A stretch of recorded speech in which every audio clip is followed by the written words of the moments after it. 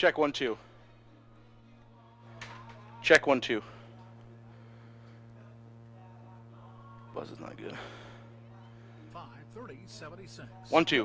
1-2. From Stephenson Construction of Forest City. 1-2. 1-2. Construction pregame show. This time we're talking with Forest City head football coach Chad Moore, taking a little time here right before we kick off. I know just got done talking with you on the Coach's Corner program. Coach, let's talk in the pregame show as you get set for the football game between you and Lake Mills here in moments. And Coach, last night just couldn't get it done. Let's talk about moving that game to today. Yeah, it was kind of great. Not just now. I just heard that check 1-2. 1-2. 1-2. 1-2. 1-2. You know, Is it on the radio? Or you said on the live stream there was buzz? It's in my headset. Put your headset on. Get back on the field, that there might be delays just whenever go ahead. Turn up the main feed. I don't hear it, no.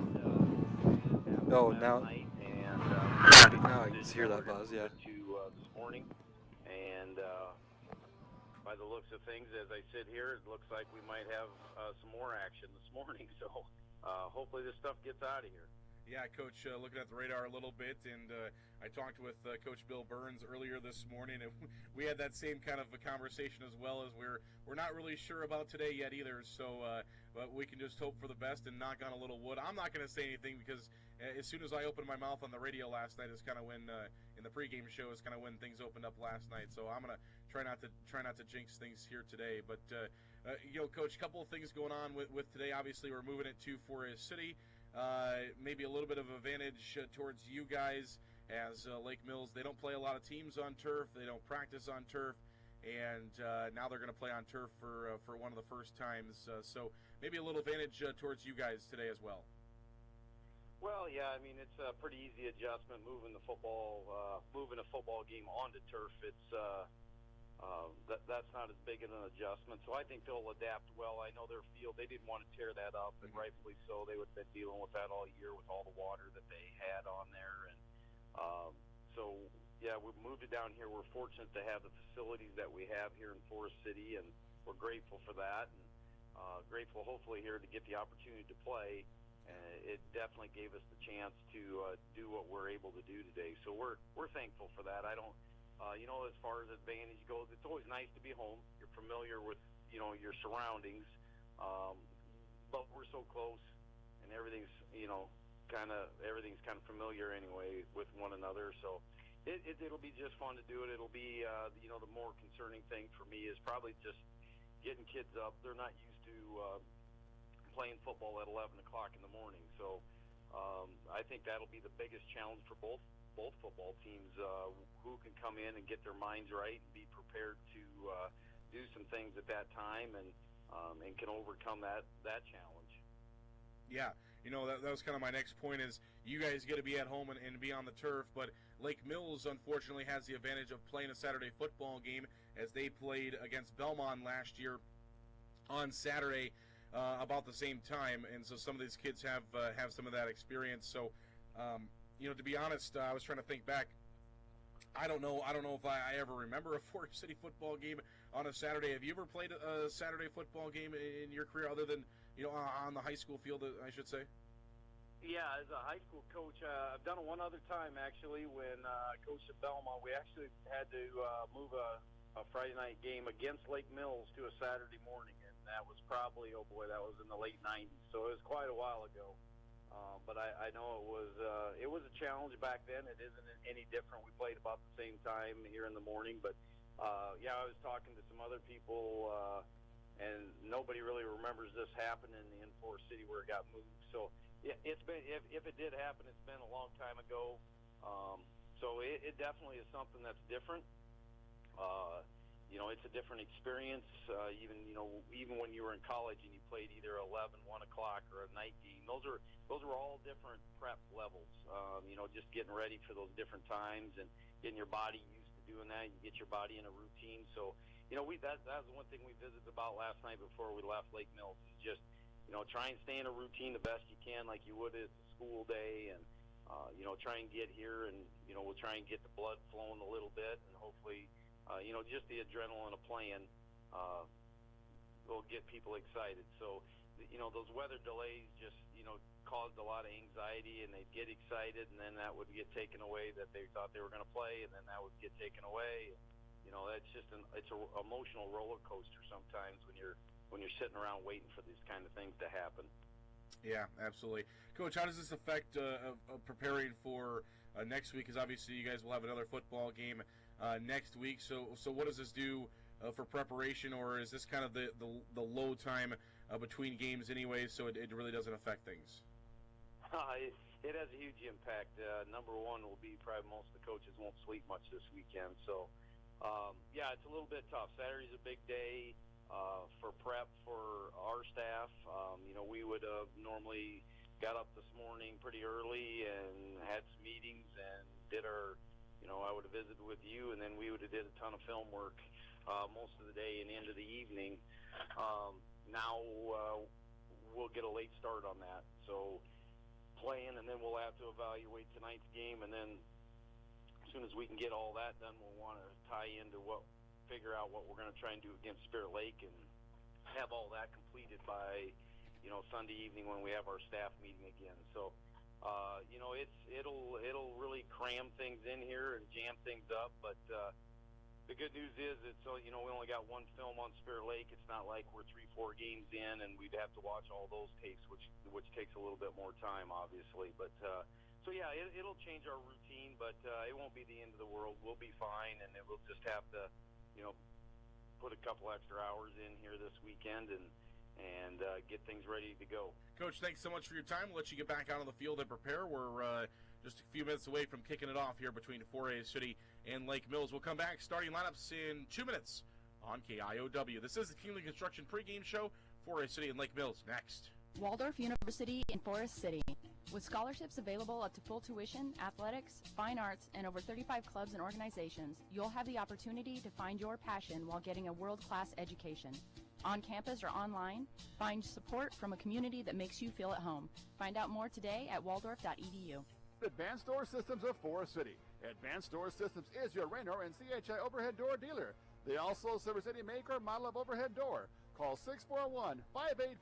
641-585-1900 to see them online at ads-doors.com. Advanced Door Systems, the right door, the right way. A&W Family Restaurant in Forest City. A&W has delicious burgers, cheese curds, onion rings, chicken tenders, and more, available daily from 11 a.m. to 9 p.m. Finish your meal with a tasty root beer float, shake, pull or swirl, or soft serve ice cream. A&W Family Restaurant, where the food is as good as the root beer, Highway 69 North in Forest City. The Super Bowl at Forest City is open nightly for League and Open Bowling, with Cosmic Bowling Friday and Saturday nights, with karaoke Saturday nights as well. Enjoy food from the grill or delicious Bucchese pizza to complete your experience. The Super Bowl, Highway 9 East, Forest City.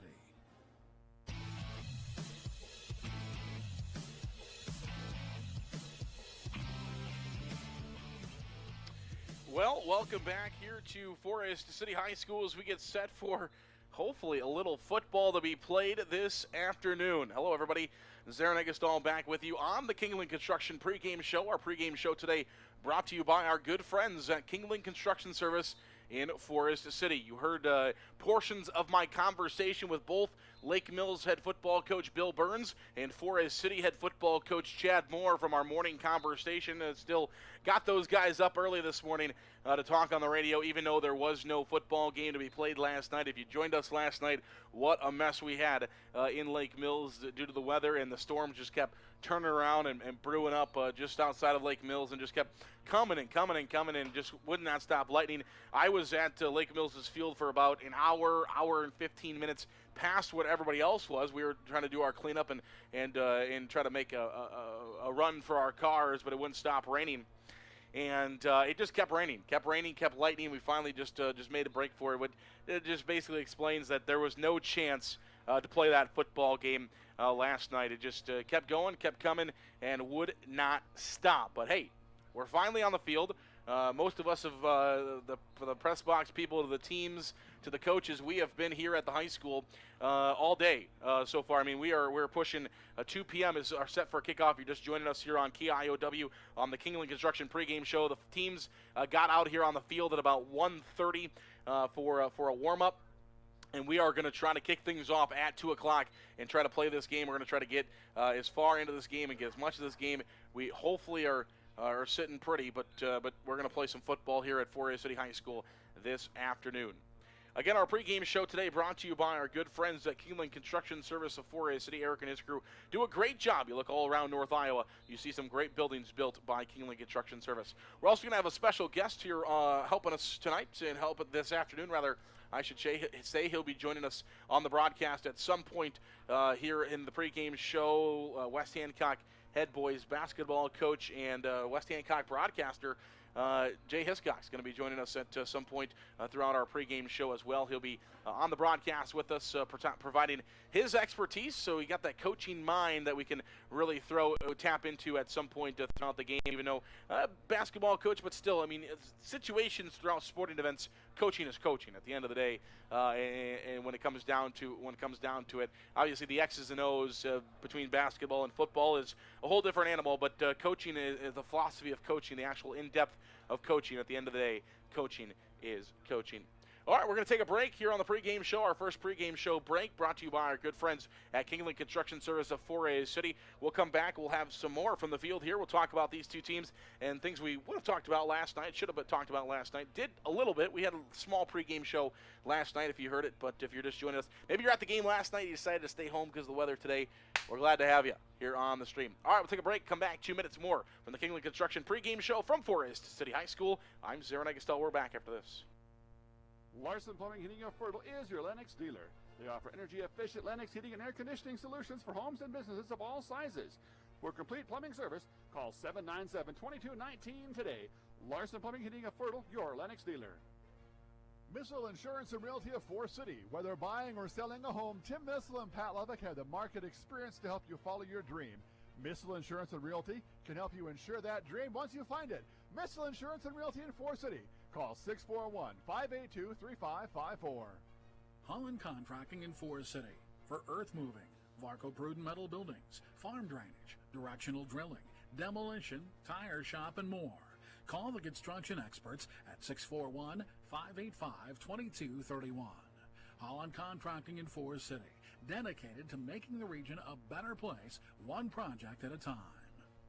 MBT Investment Center of Forest City, located at MBT. Whether it's completing your 401k rollover, saving for your child's education, or investing for the future, see Matt Jennings or Troy Hall at the MBT Investment Center. Call 585-IRAs. MBT Investment Center, your partners for financial success. The Shooters Dining Room is now open. Shooters will continue to have their drive-through window open as well. Check them out on Highway 69 North in Forest City or call ahead at 641-585-5000. That's 641-585-5000. Shooters in Forest City. Dining room and drive-through now open. Custom Paint and Collision of Forest City. Corey and his staff have nearly 50 years of body shop experience and can fix just about anything on the road. They give free estimates and also carry car batteries and windshield wipers. Located on Highway 69 just south of Forest City, it's Custom Paint and Collision, your body shop. Hy-Vee is a proud supporter of Forest City High School athletics. The Hy-Vee Pharmacy is built for you. Have your prescriptions automatically filled ahead of time and ready when you are. You will receive a call when your order is ready. No more waiting for the pharmacy. Your prescription will be waiting for you. Hy-Vee Pharmacy is open Monday through Saturday in Forest City.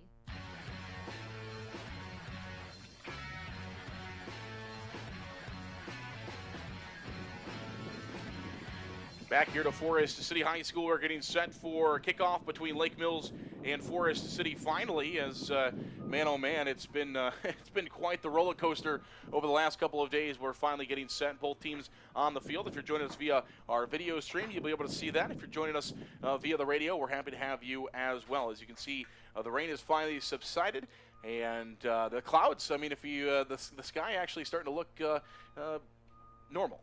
I should say, as we've been accustomed to the dryness all year long. And with that, let's bring Jay Hiscox in. Jay Hiscox will be on the call with us this afternoon. Jay, welcome. Hey, thanks, Aaron. Thanks for having me over. Big high school football fan, high school sports fan in general, and always fun to see some other teams play and want to take advantage of the opportunity to come over and watch two different teams other than West Hancock, two good programs. And I know Coach Moore is kind of rebuilding everything again in his second stint here in Forest City, and then it'll be a good matchup here with Coach Burns and Lake Mills. They bring back a lot of nice pieces, and we'll see how they fill in for some of those guys that graduated. Yeah, absolutely. It's going to be interesting. That's going to be the biggest key of the game. I feel like we talked about in our pregame show last night. You actually we should touch on that. You actually got to call a football game last night. You guys were delayed for a while. West Hancock versus Garner in the Hancock County rivalry. Now we're in the Winnebago County rivalry. But you guys were actually able to play some football last night. Had a little bit of a delay, but did get a football game in it. Actually, I was surprised. I went home and watched the game after I finally got out of Lake Mills. We got all the equipment drying. I actually got to watch a little bit on TV on the stream, and you guys actually finished up quite quickly from when you guys started that football game. I mean, we had a little bit of a delay during warm-ups. We got out there for warm-ups similar to what you guys did, and then we had to go in with about 3 minutes to go before kickoff for a delay, and then came back out. Both teams got one offensive drive where they scored, and then we were delayed another time, and that delay lasted a good hour and probably an hour and 20 minutes, and but then it went quickly once we got on the field. We had, I want to say it was a 3-minute halftime is what both teams agreed to, which is necessary when we were just trying to dodge lightning bolts. But really a good win. I know I talked with you, Zarin, on whatever day that was, Wednesday or Thursday. West Hancock has a nice team coming back, but we've had a lot of good teams that have gotten beaten by Garner in the last few years. So it was nice to see them get the win. I still think Garner's going to be a good team and do some damage this year. And but it was a really nice road win for West Hancock. And one of the things we talked about in our broadcast last night that the coaches in this game are trying to solve right now from a coaching aspect is just the psychological part of the delay. Then last night, of course, the game gets eventually postponed, and then you move it to a new location, move it to Forest City, and then trying to just the kids stay focused. Delay again.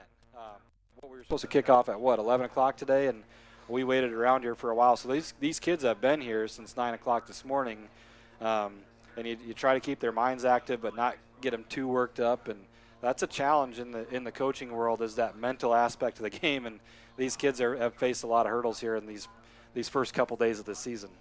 Yeah, for sure, and that's the biggest thing for everybody now is how do you mentally prepare, and that was one of the biggest things I talked with Coach Moore this morning. Is he said, we've never had this situation. Lake Mills played a Saturday game last year. Half of the kids on Lake Mills' roster, those Lake Mills fans listening probably some of them were at the game. Lake Mills played a Saturday game last year with Belmont Clemmy. They have experience on the Saturday games. Forest City, it's been. I just talked to somebody down in the stands that a former 4A City graduate that thinks his senior year, which would have been 1990, I just talked to somebody down there. They thought they maybe played a little bit of a Saturday. I think they played a Saturday night game then. That's all based on talking to a Forest City alum that thought they played a game on Saturday in 1990. So, I mean, we're talking about, 3 decades since, it's a little over 3 decades since the last time Forest City has played a Saturday game. Especially in football where you play just one game a week. It's such a unique sport. Yeah. And how it's set up. It's not like volleyball or basketball where you're playing many games in a week, or baseball.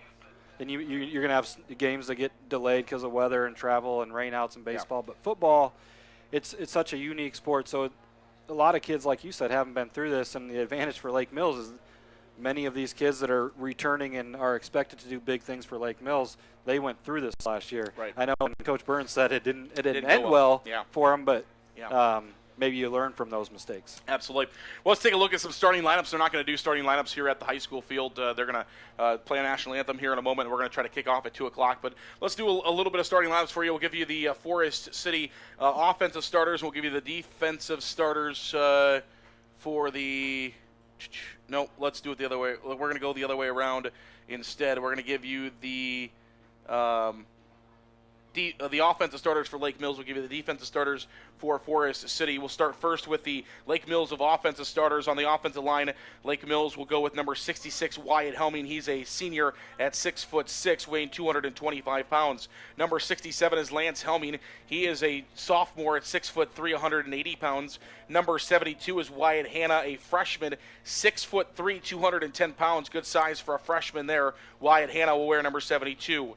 Number 75 on the offensive line for Lake Mills is Seth Hermanson, one of the guys they're going to rely on defensively, a guy returning from last year. He's a senior at 6'3", 195 pounds. And the other offensive lineman is Brody Lawson. He wears number 78. He's a sophomore, 6 foot, 240 pounds, a 6 foot, 240 pound sophomore. He'll wear number 78 and be on the offensive line for the Lake Mills Bulldogs.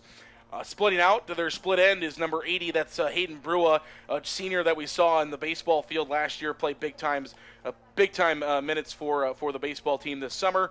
He's a senior, 5'11", 160 pounds. The running backs will be number 28, Bo Kaufman. Bo Kaufman is a sophomore, 5'9", 170 pounds. A.J. Raymaker, he wears number 10. He is a senior at 5'10", 155 pounds. And the other running back will be number 5, Logan Bacon, obviously the younger brother of Caleb Bacon, one of the stars from last year for the Lake Mills Bulldogs, a sophomore, 6'1", 155 pounds. And Caden Obley, he's going to be somebody for us that he's going to have to watch out for defensively. Obley is going to try to get down the field, and Berger's going to try to find him for some long pass plays. Forest City remembers that from last year. That's the starting lineup for the offense for the Lake Mills Bulldogs. The head coach is Bill Burns, who's been at Lake Mills for a very long time. We're going to take a break for the national anthem. We're going to come back following the national anthem for the Forest City starters, followed by kickoff. We're set to play football from Forest City High School next on KIOW. Corner of 9 and 69 in Forest City wishes good luck to our local athletes. We look forward to seeing you compete. When you need a vehicle, see us at Forest City Ford, where customers really do send their friends. Grow Electric in Lake Mills is proud to support area athletics and proud to serve our new and returning customers. To get started on any electrical project, big or small, call 641-592-8282. Good luck, athletes, from Grow Electric in Lake Mills. The County Line C team of Chuck Rubish, Jake Young, and myself, Matt Keel, are your premier and local DeKalb, Asgrow, AgriGold, and NK dealer in Forest City. With a combined over 30 years of seed experience, we're setting a new trend in agriculture at County Line. Call today at 641-581-3300 or visit us off the airport blacktop in Forest City. Malin Ag Service of Forest City is a proud supporter of Forest City High School athletics. Nate Malin is with you from the word go. From planting to harvest, you can count on Nate. Contact him today in Forest City at 641-860-1712. Nate will help you put the right seed on your acres. 641-860-1712. NIAC is proud to help support North Iowa athletes. Working hard and being part of a team is a great way to learn lessons for life. And learning is what NIAC is all about, beginning with high school juniors and seniors who can start building college credits now for free. Learn more at niac.edu. Hi, this is Scott Wilson of Wilson Dental. We have been treating our patients' dental needs for almost 50 years, and our philosophy has always been to treat our patients as family. Become a part of our family. Call Wilson Dental in Forest City, where your smile is our reward. Miller Pharmacy of Forest City, celebrating 25 years of service. Miller Pharmacy has complete prescription service, free delivery in town, and prescriptions by mail, along with curbside pickup at Mercy One Clinic, Forest City. Open Monday through Friday, as well as Saturday mornings. Good luck, Indians, from Miller Pharmacy of Forest City, celebrating 25 years. FCIS Insurance is proud to support our local athletes throughout the year. Let FCIS be your partner, not just your agent, helping you with all your insurance needs. With multiple carriers, we can get you the best coverage for the best price. Call us today at 800-331-1520. Good luck, Indians, from FCIS Insurance. Your vehicle has been in an accident. You need Dale's Body Shop of Forest City. Dale's has been repairing vehicles since 1980. With Dale's, you'll receive high-quality work and professional service. Dale's is also a diamond dealer for WeatherTech and Ultimate Lining Spray-On bed liners. Dale's Body Shop of Forest City.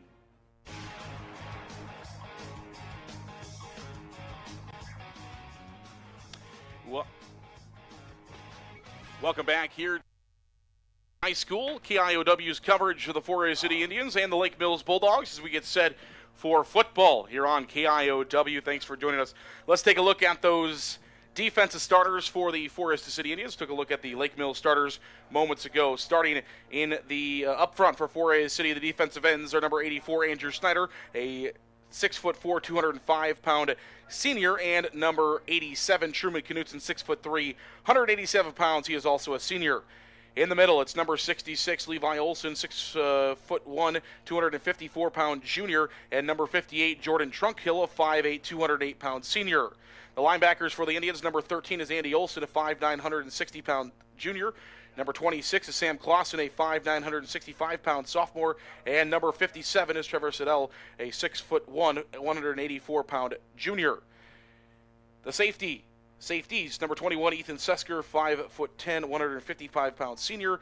And a number 2, Kellen Moore, a 5'10", 155-pound junior. The corners are number 4, Jack Thompson, 5'9", 154-pound sophomore, and Vinton Feldman, number 88, a 5'11", 140-pound sophomore. Mock coin toss is going. Forest City won the toss, and they elected to receive. So we will see the Forest City offense on the field for the first time to start things off, hopefully.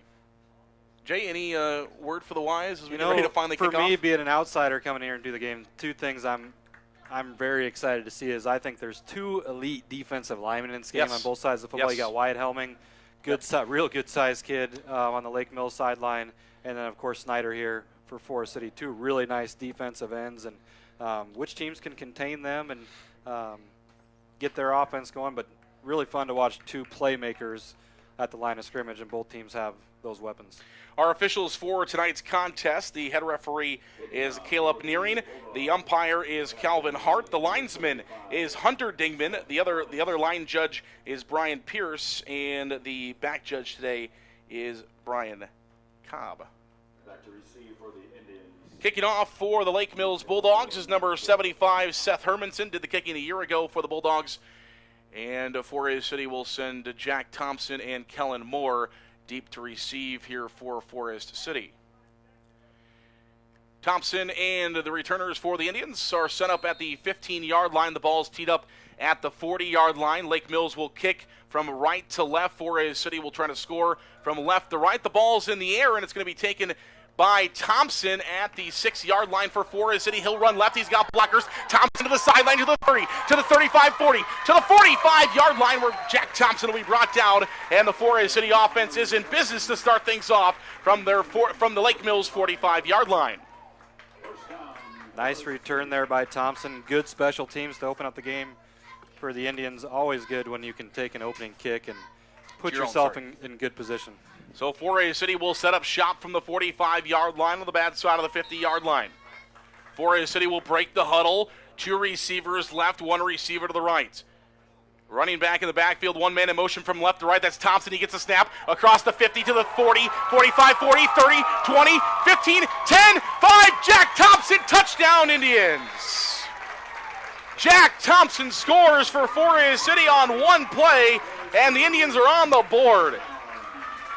Coach Moore said he didn't know how the offense was going to start for Forest City after all this delay time. Well, how about 1 play and a touchdown for 55 yards? Jack Thompson scores. Like I said, not knowing much about Forest City here, I know my game plan now. Give it to number 4 and set some blocks for him. He's a playmaker. Forest City will set up in their normal position. Sometimes they'll kick it, sometimes they'll go for it. Brookoff will reach for the pylon. He scores. We've played 16 seconds. Forest City 8, Lake Mills 0. We'll come back for kickoff next.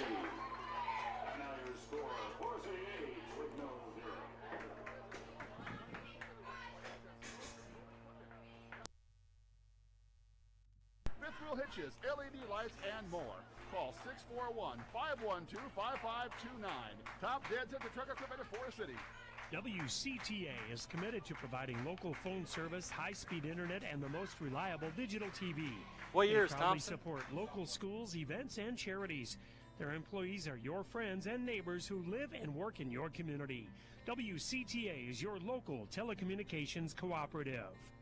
Kingland Construction Services of Forest City currently has capacity for renovation and remodel projects, while the large projects experience delays. We have master craftsmen available to help you with your project from start to finish.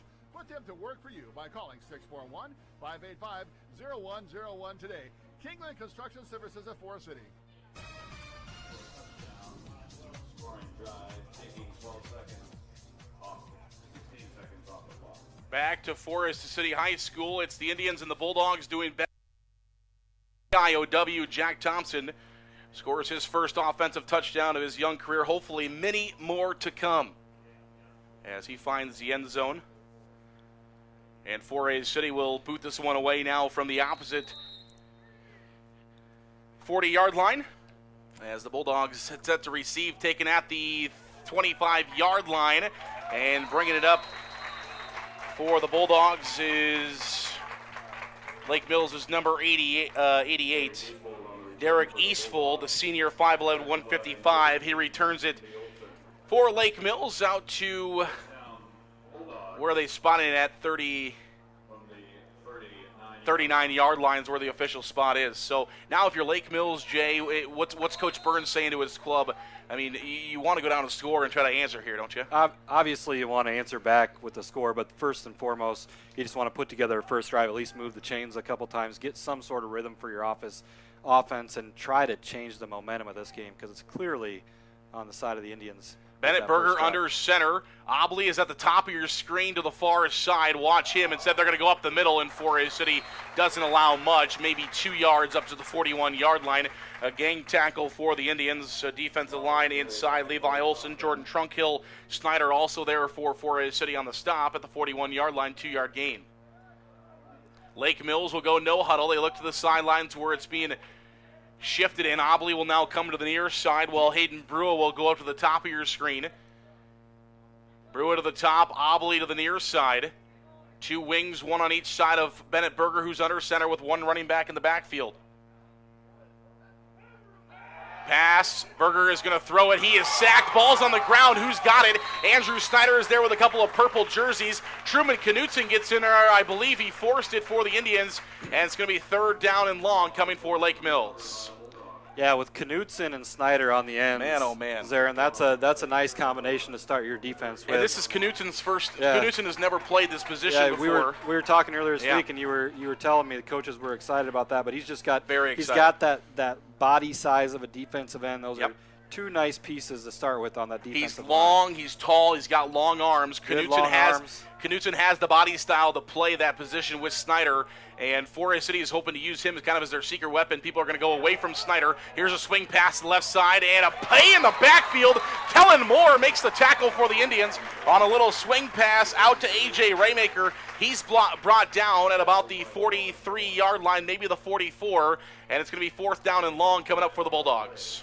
Great response by the Indian defense there. As that play, it's designed, Zarin, to get a guy out in space, and then you're hoping your receiver can make a guy miss. Kellen Moore that time had a beat on that, came up and made a sure tackle. Kellen Moore, we're going to talk about him quite a bit this season for Forest City. So the Indians get a 3-and-out after scoring a touchdown on 1 play. Lake Mills will punt, 4th down and 6 from their own 43-yard line. It's Hermanson who will punt it away. It's nearly blocked by Snyder. Ball is caught by Kellen Moore at about the 28-yard line, maybe the 27. He's gang tackled quickly there. He makes it up to near the 30-yard line. Great coverage by the Bulldogs as purple jerseys swarmed Kellen Moore as soon as he picked up that football. Derek Eastfold was there. Bo Kaufman also there for Lake Mills, and they gang tackle him at the 30-yard line. So we'll see if Forest City will come out in after only seeing the offense for, well, technically 2. I mean, you have the 2-point conversion there, but that was just Brookoff off the edge and just speed rushed towards the end zone. 1 receiver to the top of the screen, tight end in the formation. They're going to go to Kellen Moore this time. Same play to Moore. Now Moore's at the 40, breaks a tackle at the 50 to the 45, 40, and he's inside Lake Mills territory. Ball's on the ground, but the official says he was down before the ball came out. Forest City with a large gain again. The Indians have run 2 offensive plays and have put up nearly 100 yards of offense. Same concept of a play, kind of a speed sweep that time to Kellen Moore. Yep. Same one that Thompson scored on. And exactly. if you're Lake Mills, you got to protect that edge and not get leveraged on defense, because if you do, you're going to give up a lot of yards in this football game. Yeah, Forest City's seen something on the edge that they like, and they're going that way. High snap. Brookoff is going back to cover it. Hermanson is rushing him. Now Brookoff is loose, running, and there's going to be a loss nearly just a couple of yards after that ball was snapped 15 yards back over the head of Brookoff. And I think it might only be a couple of yards of a loss. Brookoff made a play out of nothing. Yeah, good job by Brookoff just to get back. Some what he quarterbacks could. just jump on it. Yeah, some quarterbacks would jump on it, gave him a fortunate hop there when it was with the wild snap, and able to live to see another down here and going to bring up 2nd and long. Kellen Moore's run went well, that's not right. We'll just not go with that. It's 2nd down and 13. Here's a throw across the middle. It's incomplete as they try to get Truman Knutson out in space. The ball a little out in front of him, though, and it's incomplete. 3rd down and 13 coming up here for Forest City as the Indians are set up at the 42-yard line of Lake Mills. 3rd down and 13 from the 42-yard line. Forest City will go in a huddle here. And, yeah, ball over the head of Brookoff. That went about 15 yards backwards, but Brookoff able to run back up and make it just okay, they changed the ball. So the ball was spotted at the 42. We thought it was at the 41. Now they moved Now they're it. at the 41, yeah. Yikes. One receiver to the top, one receiver to the bottom, tied into the formation. Brookoff is going to look to pass. He throws it, and it's caught by Jack Thompson. Does he have enough?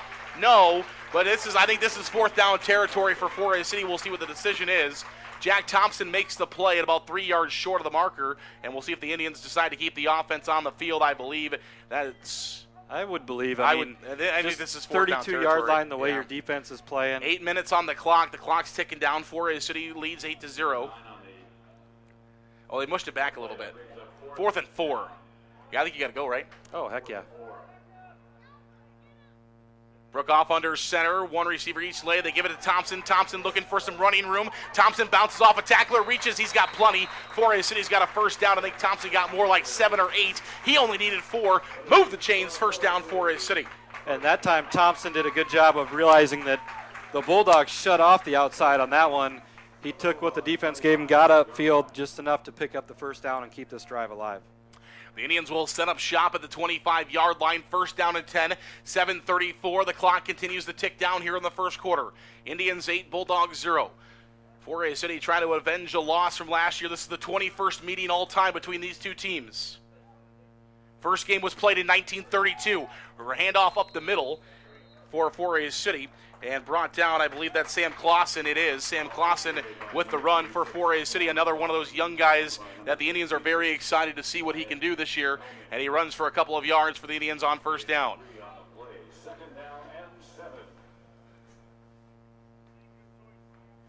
2nd down and 7 for Forest City at the 25-yard line. Indians will set up. Tight end in the game. They hand it off up the middle. This is Andy Olson, who's going to be another hard runner for the Indians. He gets near a 1st down, but he's cut down short.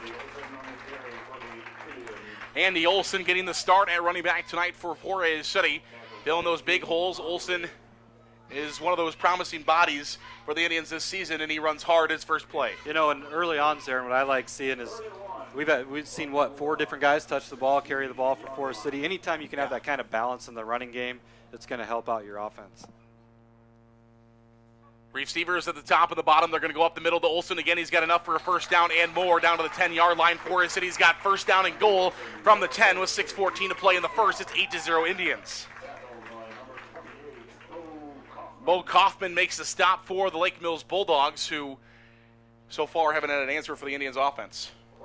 No, not at all. And on this drive, they had him backed up. They had him behind the sticks, down and distance-wise, but Thompson able to come up with a big catch and then convert the 1st down on 4th down, and looking good, promising here for the Indians. One man in motion from right to left. It's Kellen Moore. He gets the football, and he's cut down after a couple of inches of a gain.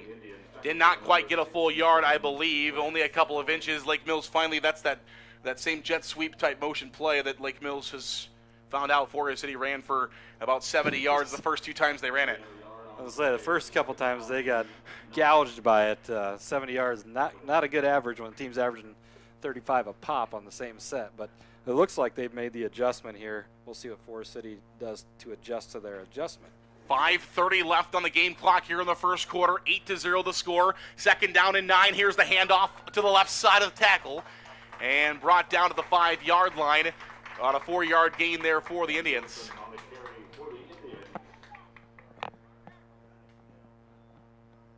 I believe that was Olson once again. Yep, Olson once again. Not being super familiar here, Zarin, with Forest City, I would think they're still in 4-down territory. Absolutely. Unless they've got a kicker they're relying on? Nope, we're going all the way. 8 points on the scoreboard so far for the Indians. 4:53 to play here in the first quarter. Forest City will break the huddle. They've got 3rd down and 5 from the 5. One receiver to the right. It's a tight formation. Other than that, Brookoff is going to roll out. Brookoff looking towards the end zone, looking towards Kellen Moore. Touchdown! Brookoff rolls to his right. He finds Kellen Moore wide open in the end zone for the touchdown. And Forest City is on the board again. Good job there by Brookoff to keep extending that play with his legs, drawing the defense to him, and it's hard to defend a receiver in the secondary when the quarterback's scrambling like that. Yeah. Brookoff keeps the play alive, and Moore did a good job of working his way back to the quarterback. Brookoff will look to throw. 2-point conversion is blocked. It's no good. Forest City 14, Lake Mills 0, 4:39 to play in the first. We'll talk more about this when we come back, but a big confidence boost for Carter Brookoff as looking for that first touchdown throw in a couple of years for Forest City. He finds it. 14-0 the score, 4:39 to play in the first. We're back for the kickoff after this.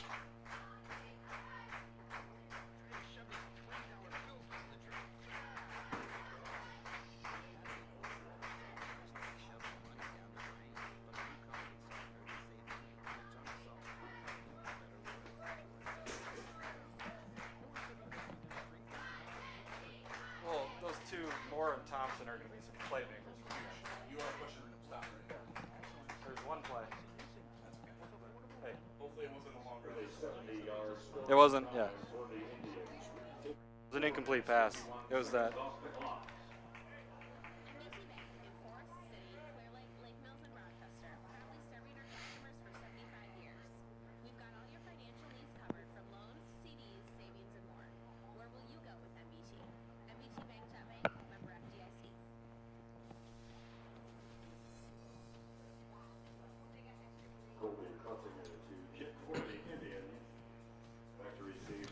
Back here on KIOW, live at KIOW.com. Forest City, let me go back to this. Forest City started that drive, I believe, with the 9:20 mark.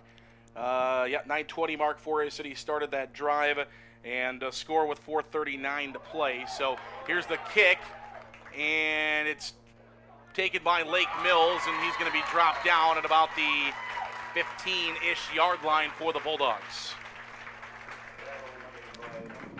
You know, a lot of weird circumstances coming into this game with the postponement from last night and then the long delay this morning. But if you're Lake Mills, you're trying to find anything you can to get some sort of positivity out of this football game right now because everything is going the way of the Indians early on in this one, Zarin.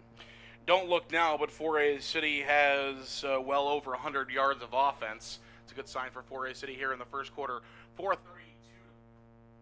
4:32 to play in the first period. The Bulldogs will bring it in tight formation. They got to split into the right and to the left. One man in motion from left to right. They're going to hand off up the middle. I believe it's Raymaker that has it for the Bulldogs. He's got about 3, and the Forest City defense will cut him down short of the 20-yard line. That was 28. Who got 28 on the roster for? Oh, that's Kaufman. Excuse me. Yeah, it was Bo Kaufman. Excuse me on that. Raymaker was in motion from left to right. They gave it off to Bo Kaufman, who's in the backfield. Keep an eye on Bruas on the near side. Obley is on the top of your screen. Logan Bacon is split to the right. And it's Raymaker off the left side. Kaufman's in the backfield. Bacon goes in motion from right to left. They give it to Kaufman again. Forest City's defense is right there to stop him. In the middle, Levi Olson, Jordan Trunkhill there for the Indians. And I know Coach Burns, being an old school football coach, one thing he wants to do, Zarin, is he's got to get that. If they can get that fullback established, then everything else kind of predicates itself off of that. Forest City doing a great job of shutting down that fullback initially. It was 60. It's Carson Buffington in for Forest City right now on that defensive line on the left side, along with Truman Knutson and Andrew Snyder. They're going to go in a similar formation. Again, the same formation. Berger back to pass, throws across the middle. It's incomplete.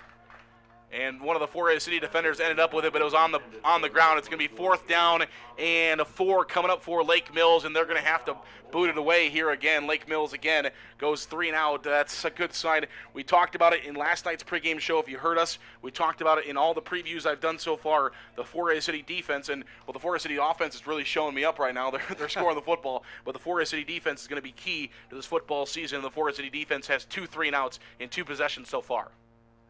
Hermanson back to punt. Same 2 back to receive for the Indians. It is booted away. It's heading towards the way of Kellen Moore on the left side. He takes it at the 50, up to the 45, now to the 40. He's loose to the 35, and he'll be brought down before the 30-yard line. And Forest City has got great field position. Talk about a defense that flips the field. You get them to punt inside nearly inside their own 20, and you're going to start about 32 yards away from the end zone. 32 yards away is where your offense is going to set up shop, away from the end zone with 3:02 to play in the first quarter. It's Forest City 14, it's Lake Mills 0. Carter Brookoff will get the play from the sideline. He'll run in and announce it to everybody else. Forest City in their white jerseys, gray pants tonight, red socks, white helmets. They'll break the huddle, 1 receiver to the left, 1 receiver to the right.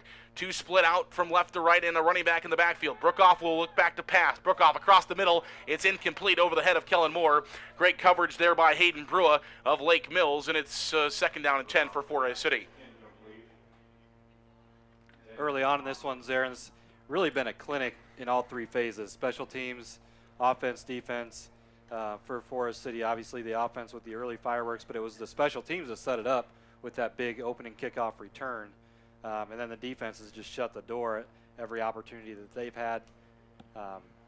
Really, really good start to the 2021 season for Coach Moore and his squad.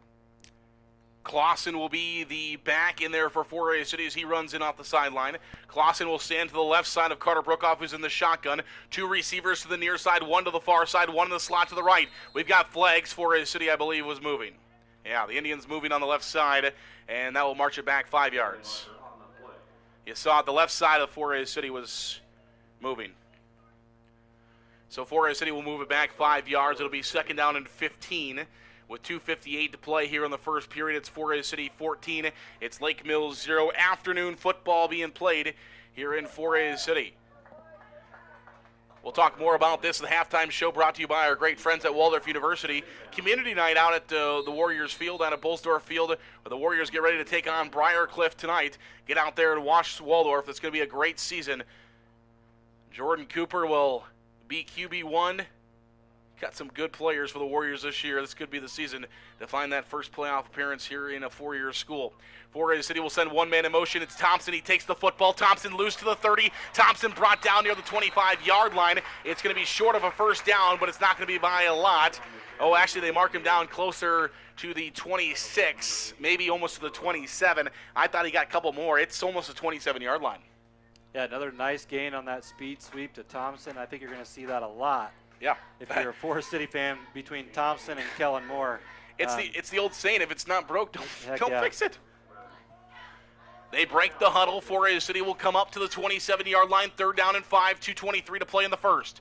Hand off to Clausen. Clausen looking for some running room. He's across the 25, but he stops short of the first down marker only by 1.5 yards. And Forest City will move it up to the 24-yard line. 3 yards on the carry, and we've got timeout on the field. Timeout taken by Lake Mills. 2:09 to play in the first. It's Forest City 14, Lake Mills 0. We're coming up. It's going to be 4th down and short for the Indians when we come back after this. City, Leland and Buffalo Center, Iowa, and Keister and Winnebago, Minnesota wishes our athletes good luck through the Farmers Co-op for your feed, seed, chemical, and fuel needs. Serving the area since 1916. The Farmers Co-op Association. Stephenson Construction of Forest City. Looking to replace a door or some windows? Small remodeling jobs or just different odd carpentry jobs around your home or business? Call Denny or Jay Stephenson today at 585-3076. Good luck, Indians, from Stephenson Construction of Forest City. Waldorf University in Forest City. With scholarships available up to full tuition, athletics, fine arts, and over 35 clubs and organizations, you'll have the opportunity to find your passion while getting a world-class education. On campus or online, find support from a community that makes you feel at home. Find out more today at waldorf.edu.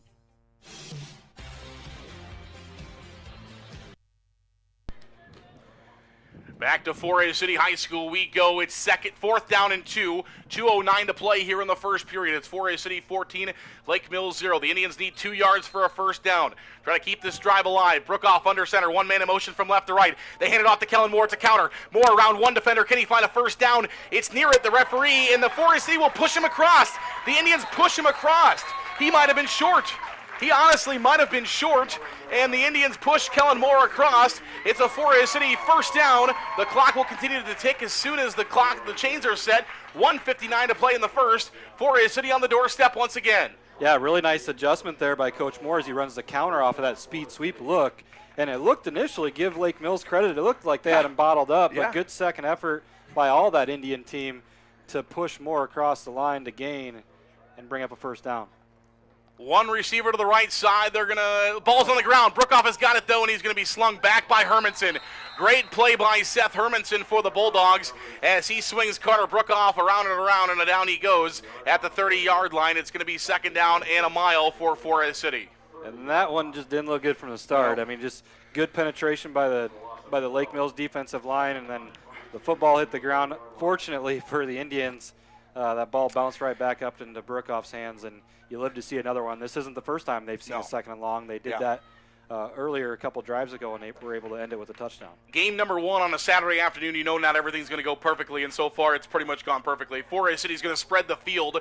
They've got 5 wide, 3 left, 2 right. Brookoff to pass. Looking.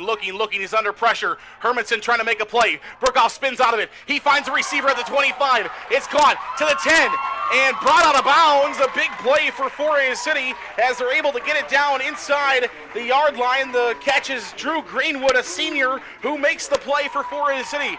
Greenwood, his first impact of the ball game, and 4A City has first down and goal from the 5 as Hayden Brewer runs him out of bounds. And we've seen it a couple times. Brookoff's ability to scramble has turned into something positive. That time it looked like the defense had him dead to rights. He was able to wheel back here to the near side, find Greenwood on the sideline, and get up and convert another second and long. We'll see. We got a stoppage. Making some sort of call. Well, yeah, we have a flag on the field. We have some laundry. Get those laundry baskets out. We'll see what it is. 48 seconds left to play in this first period, and 4A City leads 14-0. It's something on the offense. I missed the call. Looks like it was a spot foul, Zarin. Oof. Foul is an illegal blindside. Illegal blindside block is what the call was, which is a killer, but it's from the Huge spot, play. so we're basically just replaying that down. Or no, loss of down. It's so a loss it of is down. Third down. Yeah, it was a personal foul. Third down and 22 now for 4A City at the 31-yard line. Watch the clock. You obviously will just flip fields and we'll keep the football, but only 48 seconds left on this first. Greenwood moving from the right side of the formation to the left. 2 receivers left, 1 receiver right, a tight end to the right side as well. Brookoff back to pass, looking downfield for Kellen Moore. It's out of his reach.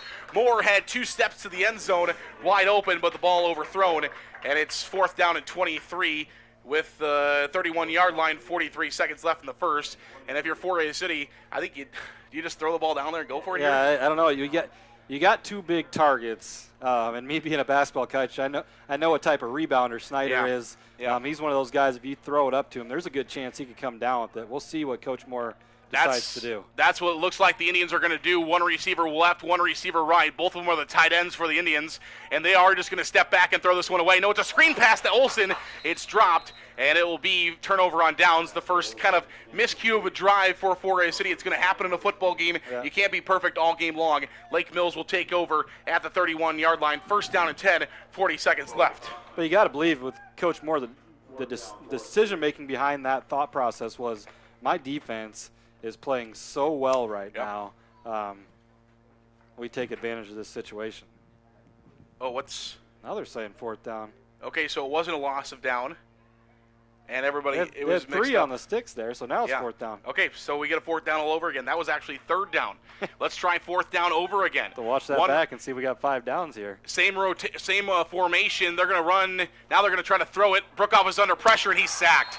Brookoff is sacked near the 45-yard line. Lake Mills with a big play defensively there for the Bulldogs. And now they'll take over offensively, and it even helps Lake Mills out because the more Brookoff went backwards, the more Lake Mills was getting yards going the other way. With the being 4th and a mile here, Brookoff had to try to buy himself some time to get those receivers downfield.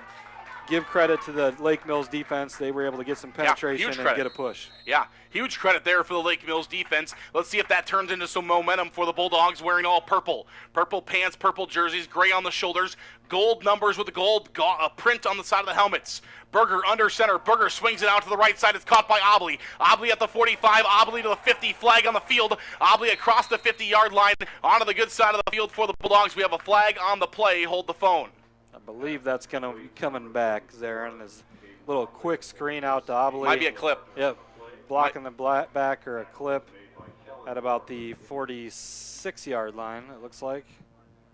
And that's frustrating for the Bulldogs, their first large offensive play. You get Obley the football finally. We knew they were going to try to get it to him. He's a playmaker. He's a great athlete. They finally get it to him, and now it's going to come back.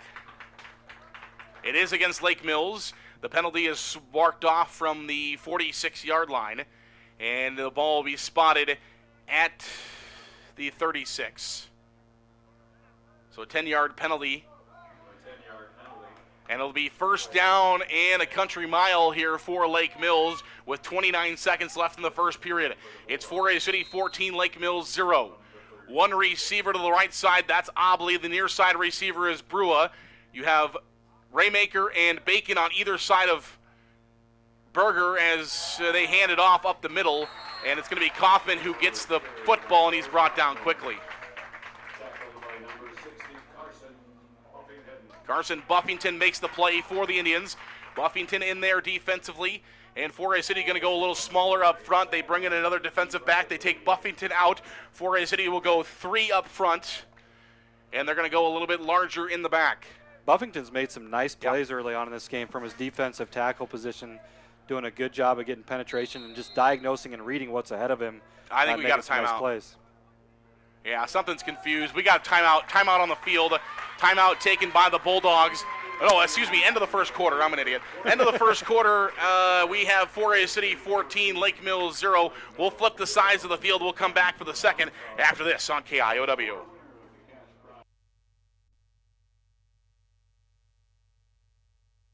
Dealer. They also service any make or model of overhead door. Call 641-585-1900 to see them online at ads-doors.com. Advanced Door Systems. The right door, the right way. A&W Family Restaurant in Forest City. A&W has delicious burgers, cheese curds, onion rings, chicken tenders, and more. Available daily from 11 a.m. to 9 p.m. Finish your meal with a tasty root beer float, shake, pull swirl, or soft serve ice cream. A&W Family Restaurant, where the food is as good as the root beer, Highway 69 North in Forest City. The Super Bowl at Forest City is open nightly for League and Open Bowling, with Cosmic Bowling Friday and Saturday nights, with karaoke Saturday nights as well. Enjoy food from the grill or delicious Bucchese pizza to complete your experience. The Super Bowl, Highway 9 East, Forest City.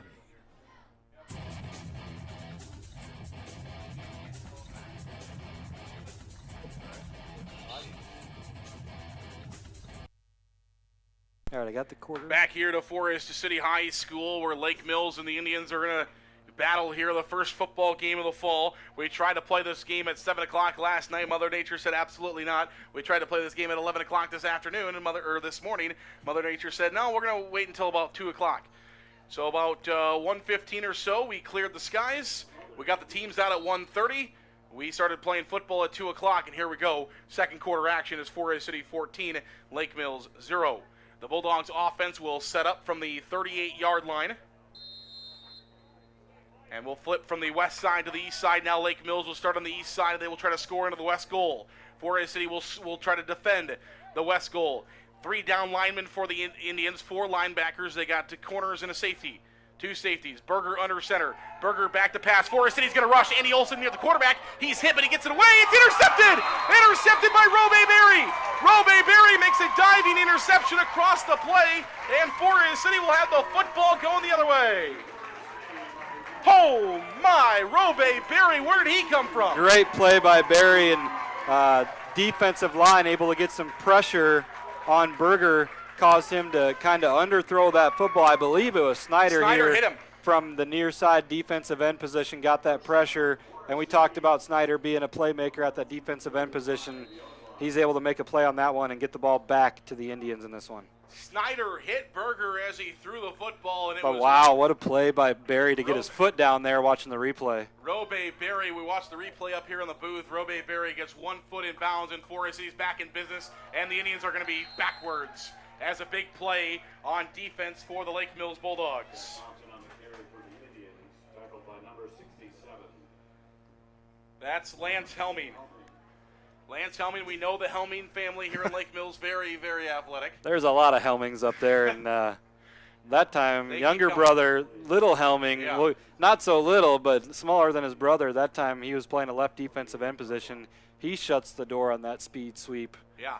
for the Indians. Chet Helming, a basketball player for the Waldorf Warriors here in town, and Wyatt Helming, one of the top basketball recruits you're going to find here in North Iowa, could be a highly recruited football player as well, but plays basketball. Forest City swings it out to the right side. It's overthrown, and the Forest City offense has taken a little bit of a dial back down here in the second quarter.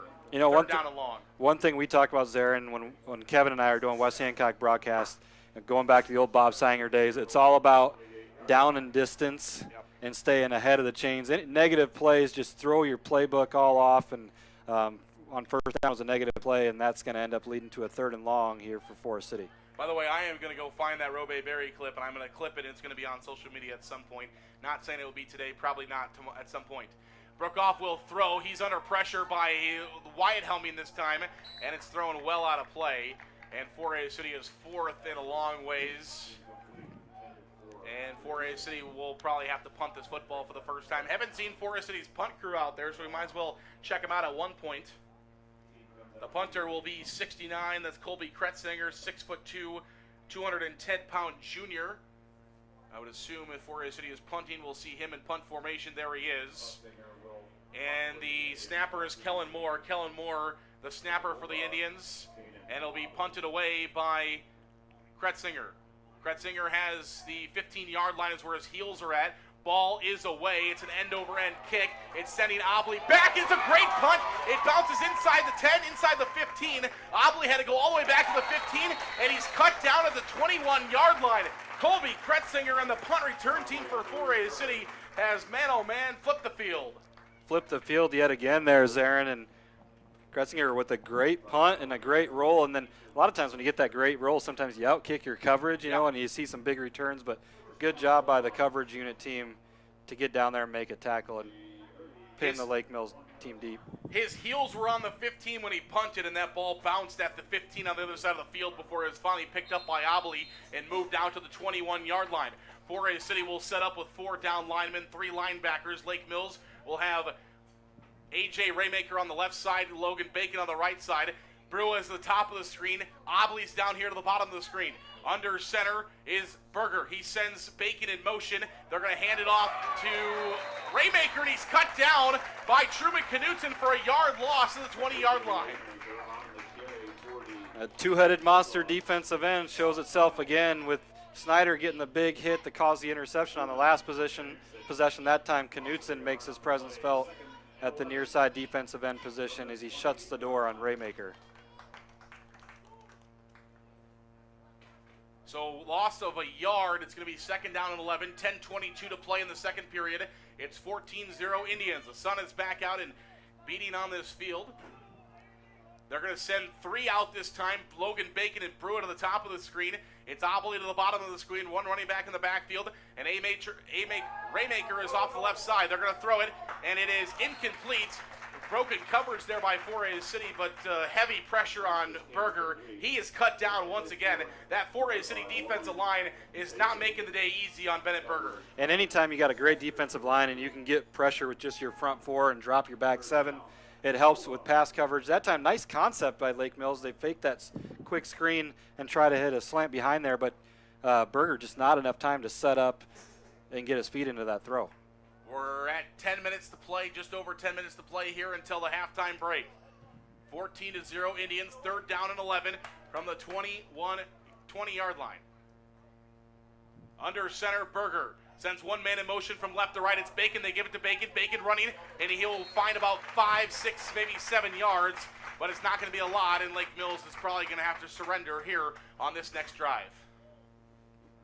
Tackle is made by Sam Clausen. Sam Clausen on the tackle for the Indians. The ball is spotted down at the 26-yard line, and it's going to be 4th down and about 6.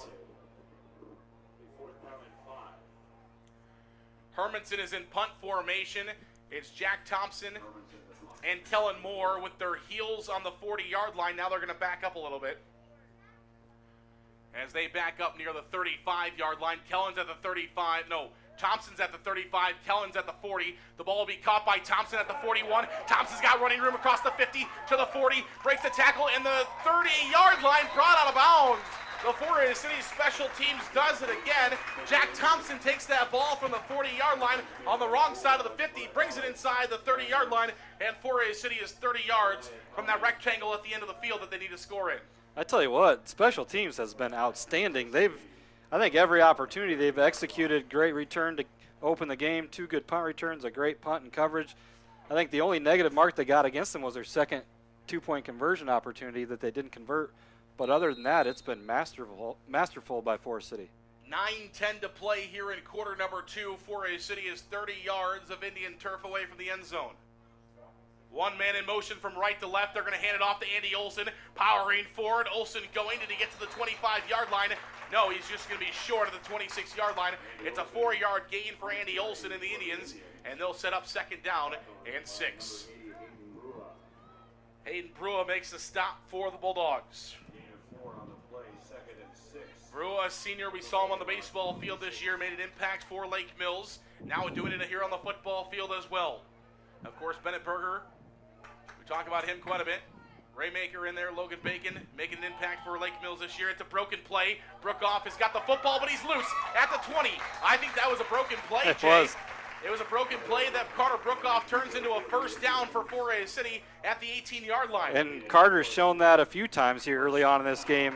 Play breaks down or he's got a scramble. He showed good elusiveness, able to make a play that time. It certainly was a broken play, and he picks up a 1st down for the Indians as they're deep inside the red zone now of Lake Mills. They actually marked him at the 17. I thought he was at the 18. They mark him at the 17. It's both Knutson and Snyder at the top of your screen. They're going to hand it off to Andy Olson. Andy bouncing off a would-be tackler inside. And we've got a flag. There's all Lake Mills guys around him, so it has to be some kind of a face mask. It has to be on Lake Mills. The flag was thrown at 4 Bulldogs and 1 Indian, and the Indian that the flag was thrown at had the football in his hand. I can't imagine the flag would be on him. And I feel like I didn't see a face mask, but I'm interested to see what this call is. I know usually you kind of have an idea based on where the flag's thrown and how the play happens, but this one is a mystery. It can't go on Forest City. I mean, you have 4 Bulldogs there in the ball carrier. I mean, I don't know what you would have. It's got to be something on Lake Mills. They're still having a conversation about it. It is going to be a face mask against Lake Mills. That's the only thing it can be. Process of elimination. I'm not very smart, Jay, but I can do process of elimination. It's got to be on Lake Mills. It is. And Forest City has the football inside the 5-yard line. And if you're Forest City, I mean, as well as you've played in this game, you really should be up 3 scores, and they're about to do that. They have dominated this game in every facet. 8 minutes to play here in the 2nd quarter. We'll have a break in 8 minutes. 14-0 is the score. Forest City trying to turn that ticker up a little bit more. The Indians have struggled with offense in years, but so far the Indian offense is the bright spot so far tonight. Andy Olson at the 5 is in. Touchdown! Andy Olson scores for the first time ever for the Indians on offense. Jack Thompson finds his first touchdown. Andy Olson finds his first touchdown. And the Forest City young guys are on the board. Who's number 66 on the offensive line for the Indians there? And got to give credit to him. He made a nice block to free up Olson. Then he was able to get to the 2nd level and reach the end zone. That's the left guard, Levi Olson, 6'1", 254-pound junior. He makes the hole, and Forest City scores. They're going to try to add the 2-point conversion. Brookoff looking to roll to his right. Brookoff going to dump it to Kellen Moore. Diving touchdown! 2-point conversion. Kellen Moore makes the play for the Indians. Forest City extends their lead. 8 minutes to play here in quarter number 1. It's all Forest City 22-0. We're back for kickoff next. We offer energy-efficient Lennox heating and air conditioning solutions for homes and businesses of all sizes. For complete plumbing service, call 797-2219 today. Larson Plumbing, Heating of Fertile, your Lennox dealer. Missile Insurance and Realty of Forest City. Whether buying or selling a home, Tim Missile and Pat Levick have the market experience to help you follow your dream. Missile Insurance and Realty can help you insure that dream once you find it. Missile Insurance and Realty in Forest City. Call 641-582-3554. Holland Contracting in Forest City for earth moving, Varco Pruden metal buildings, farm drainage, directional drilling, demolition, tire shop, and more. Call the construction experts at 641-585-2231. Holland Contracting in Forest City, dedicated to making the region a better place, one project at a time.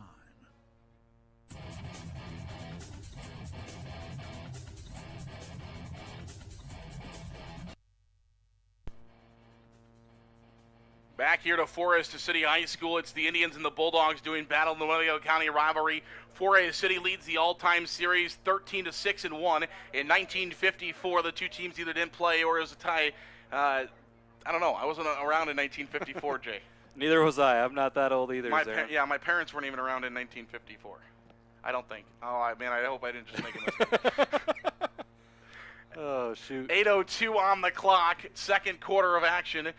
22-0 is the score. First game between these two teams was played recorded-wise in 1932. They played last year as a 20-6 win for the Bulldogs. And if you're Forest City, we talked about it during the break, they have dominated this game. Dominated. If you're Forest City, you do not give them anything. Football's a weird sport. You Momentum. Keep the pedal down, get a stop here, get it back, and maybe punch one in before halftime, too. Forest City will line up to kick on the west 40-yard line. They'll kick from west to east, from right to left for those that don't like the whole north, south, east, and west thing. 8 minutes on the clock. 22-0 is the score. Forest City in the lead. It's Raymaker and Bacon back to receive this kick. Picked up by Bacon at the 20-yard line. Bacon to the left side. Bacon is cut down at the 22. Good play there, I believe. Is that Andy Olson? That's Andy Olson for Forest City.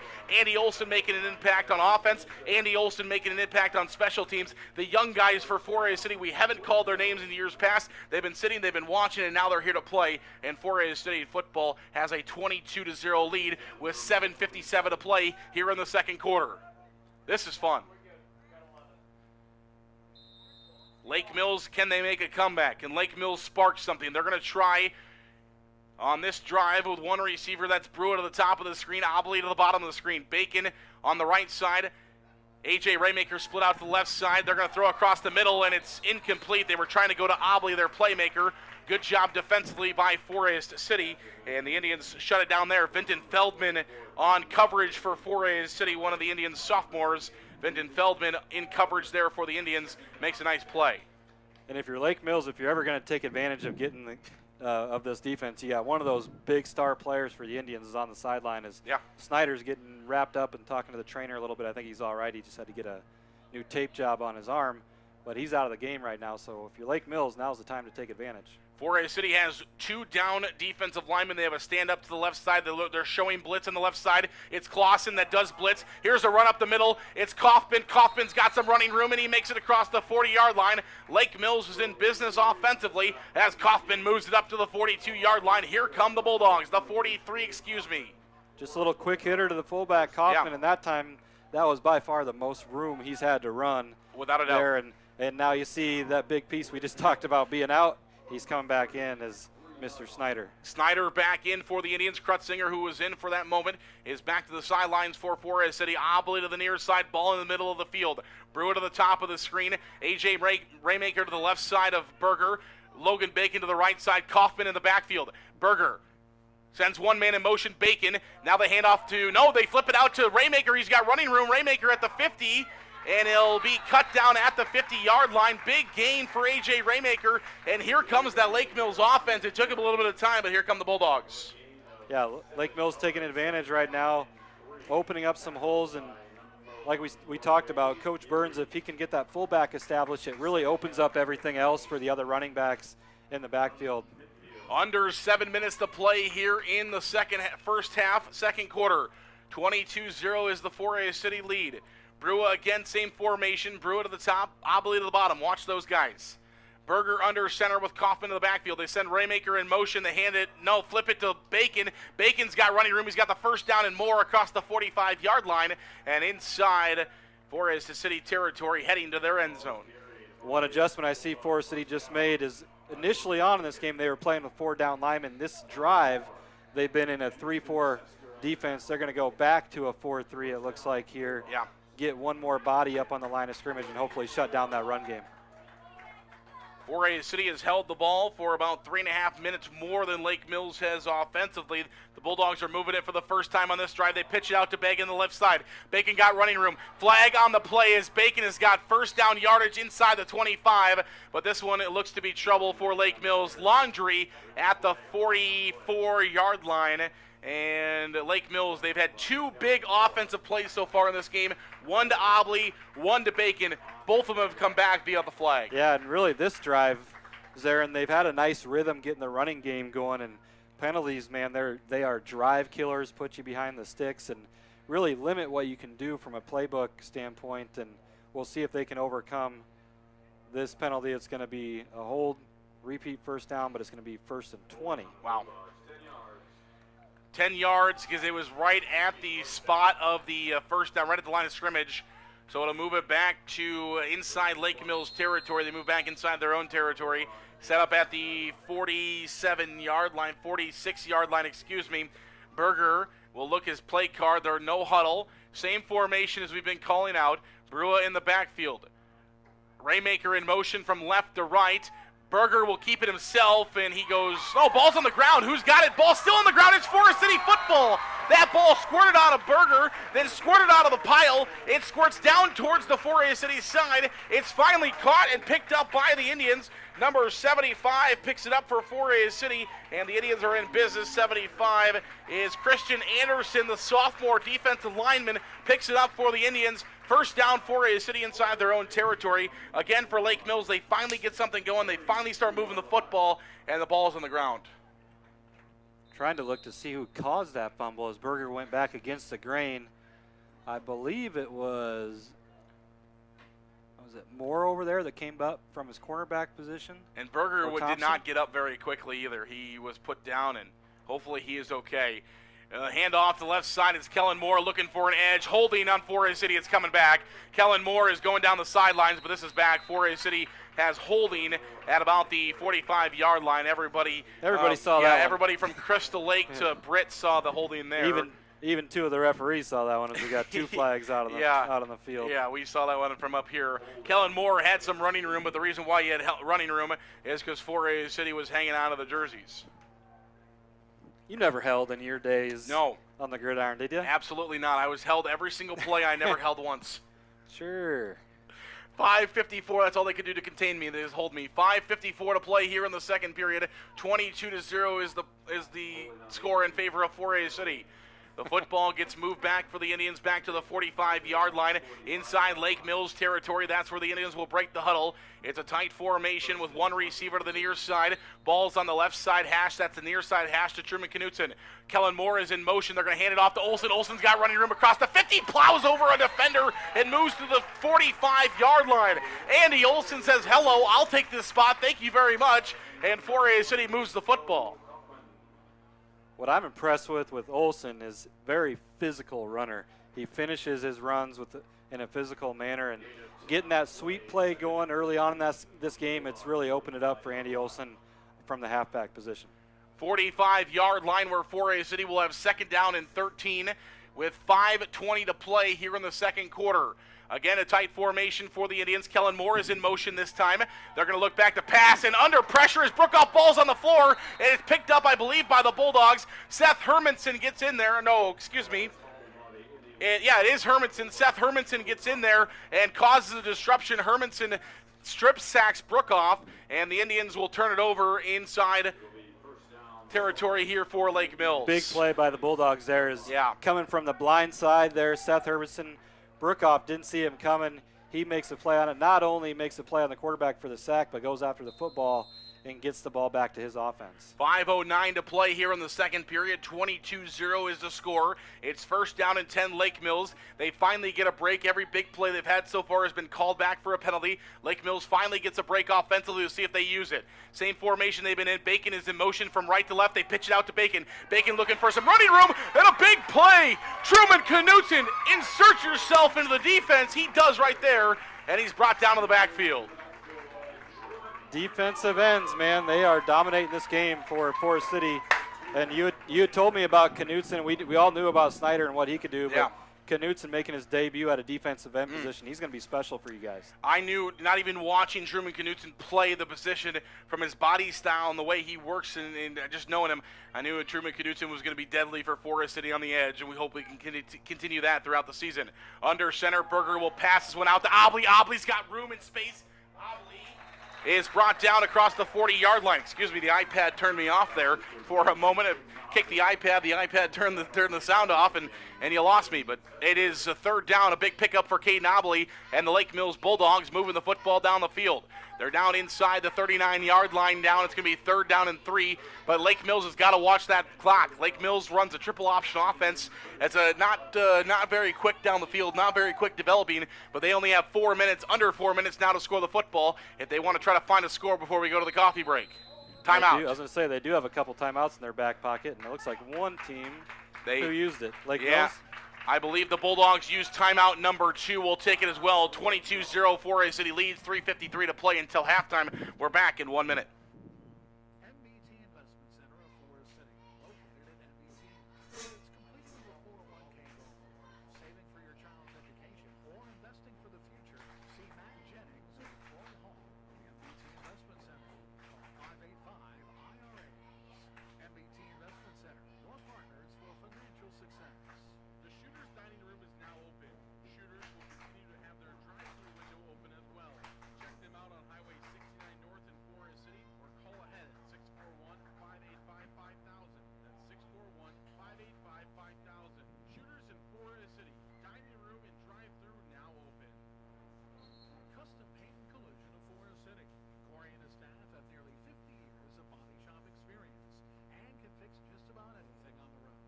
They give free estimates and also carry car batteries and windshield wipers. Located on Highway 69 just south of Forest City, it's Custom Paint and Collision, your body shop.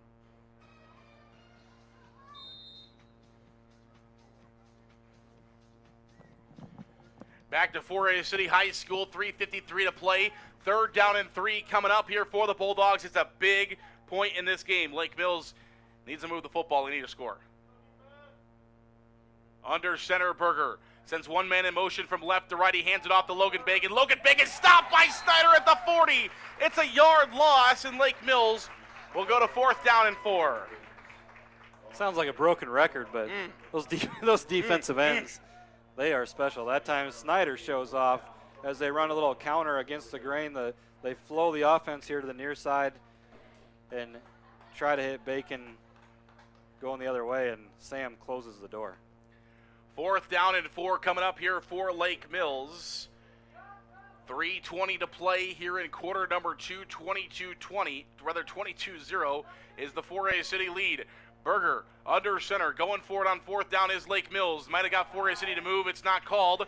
Ball is moving. Do they have enough for the first down? It's going to be really close. I think their spot is short. I think it's going to be a turnover on downs. It's really, really close. And I don't think it's even close enough for the chains. It's first down and 10, Forest City. We're going the other way. Forest City able to bow up there after what initially started as a nice-looking drive by Lake Mills, able to get the run game going a little bit, but they bow up, get the turnover on downs, and now they're going to take over Zarin with 3:04 to go in the first half. So, if you're head coach Chad Moore, all you can ask for is drive this ball down, eat up some clock, and get another score here going into the half. Forest City has run unofficially 30 plays, and this is 151 yards of offense. That seems off. One receiver to the right side, one receiver to the left side. Forest City is split right, split left with the running back in the backfield. Kellen Moore is in motion. They hand the ball off to Clausen. Clausen's got running room.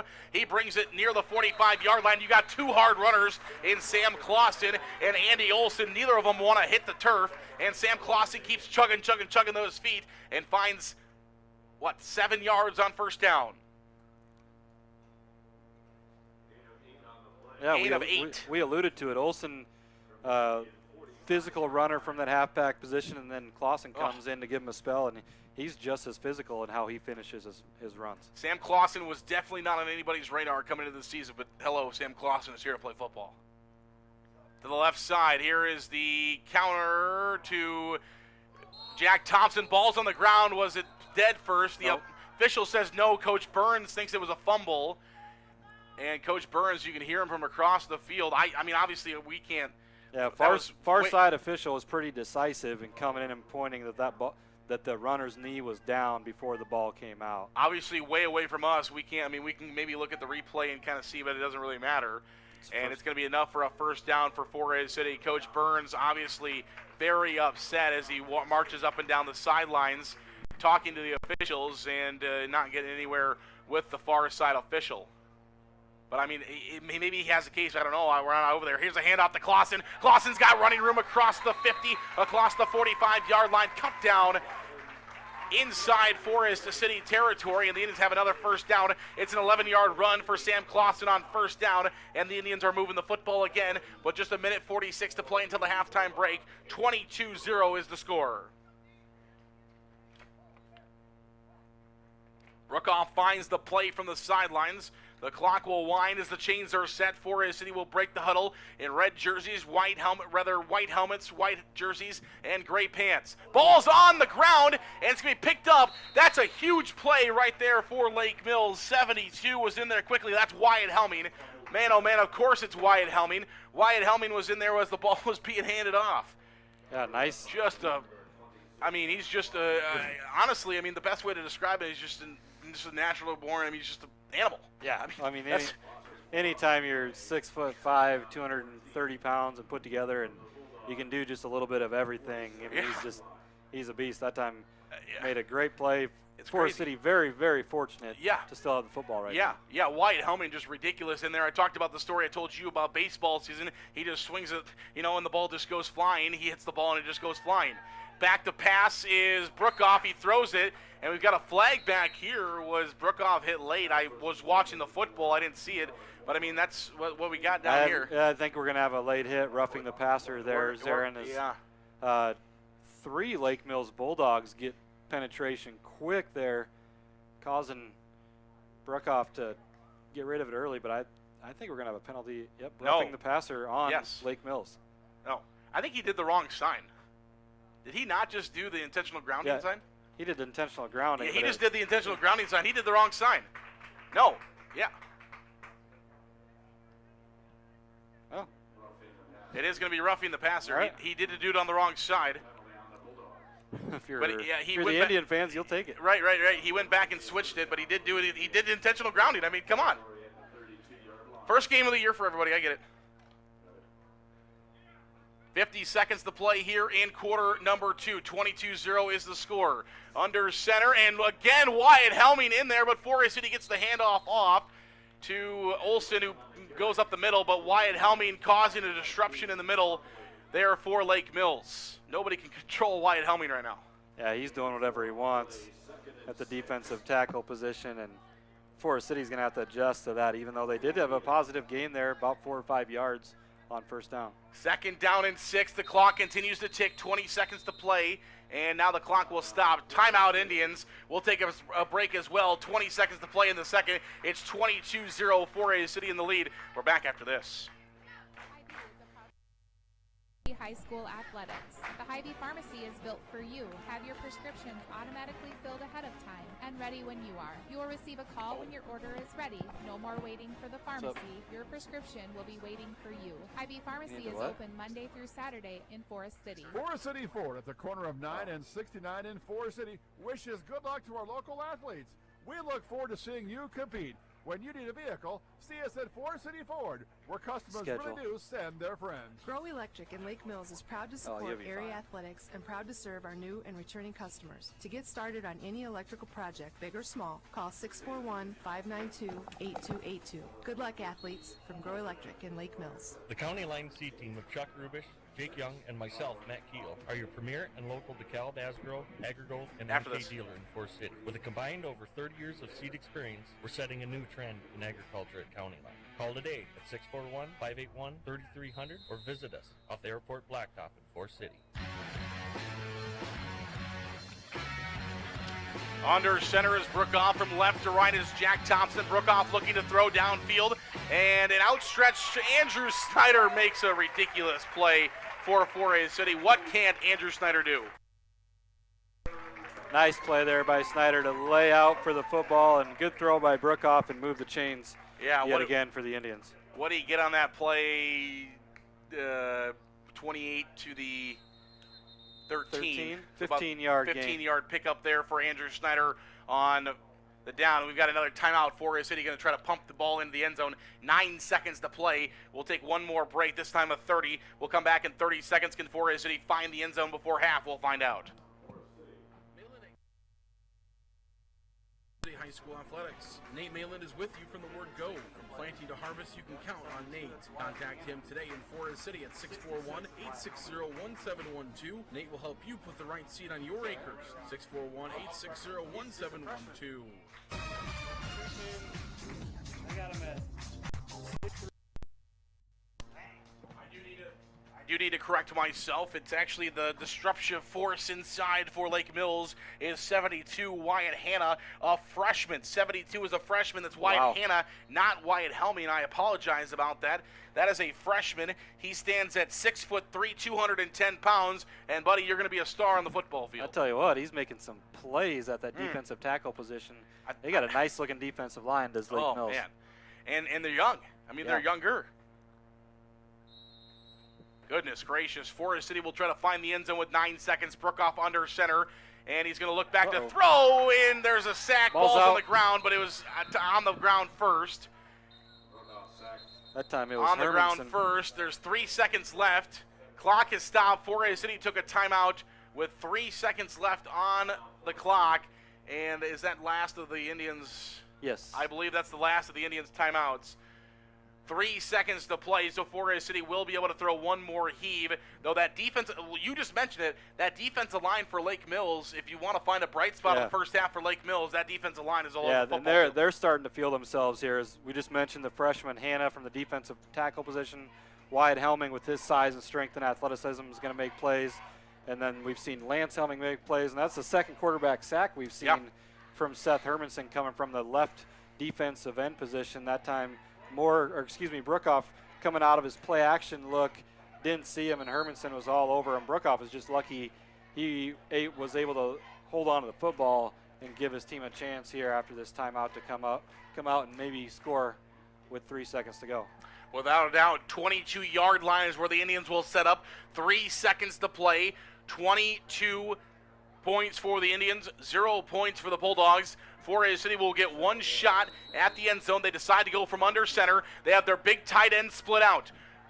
Snyder to the top side, Knutson to the bottom side. They go Snyder to the end zone. It is incomplete, and that'll take us to halftime. Snyder gave it an opportunity. Great play by A.J. Raymaker and Hayden Brua up in coverage for Lake Mills, and the Bulldogs prevent the Indians from finding any more points. But 4A City scores 22 points in the first half. Hello, we've got a football team here in 4A City. We'll come back to the halftime show in 3 minutes, brought to you by our great friends at Waldorf University. They'll host community night after 4A City and Lake Mills get done. We'll hopefully have the Waldorf Warriors destroying the Briarcliff Chargers. We'll have that game on KIOW for you later tonight. A.J. Taylor will have the coverage of that one for you from Waldorf University. Come out, let's watch the Warriors. But first, we've got a second half between Lake Mills and 4A City coming your way in just a couple of minutes. The halftime show brought to you by our great friends at Waldorf University is next.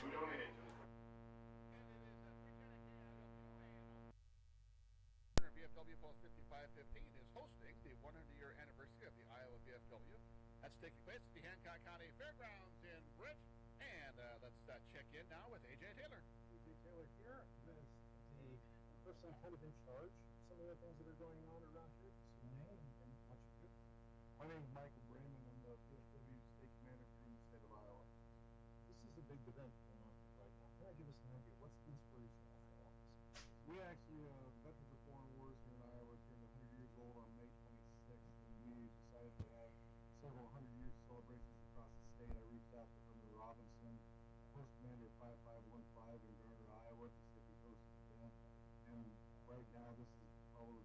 this is the biggest 100-year celebration we're having across the state. And you've got all kinds of great entertainment coming in here as well, too. Yes, we Herman Robinson's got lined up. There's a couple bands. We have American Bombshells from New York City. They're going to be playing here at 6 o'clock this evening. We have raffles going on. We have we have fireworks show planned for tonight. We have house houses for kids. We have the Iowa Army National Guard here with a static display with a Hewitzer at Humvee, and we have a Rockwell for kids at Heimann. We have food vendors, and we also have merchandise vendors in the building. Kind of give us a purpose. People don't know the VFW maybe as well. They haven't been in the military. They'd like to know the purpose behind it. Kind of give us an idea about that. The VFW mainly we focus on VA claims for veterans with need and disability. We have the service officers across the state that help do that, and also getting the benefits for veterans and their families. And another portion we have to offer is we advocate on behalf of our veterans, service members, and families to Congress. We are nationally chartered by Congress. Our national organization is. So personally, I'll be going to Washington, D.C. here come March and working on trying to get veterans bills passed through the House and Senate. Other than that, we have youth scholarships, Teacher of the Year scholarships. The youth scholarships is the Patriots Pen essay. It's a 500-word essay middle school students write. Voice Democracy is a speech that the kids do, and they're awarded $30,000 for the national winner, $5,000 for the Patriots Pen. We have Scout of the Year program. We have an unmet needs program where service members, if they was going on deployment and the family was to fall into hardship, we would pick up that with a grant that we'd offer and help them out. And we'd also have Sport Clip Help with Heroes scholarships that we offer for veterans who's already used their GI bills. Sounds like a lot of work for you guys to get that done, but I'm sure the veterans appreciate it.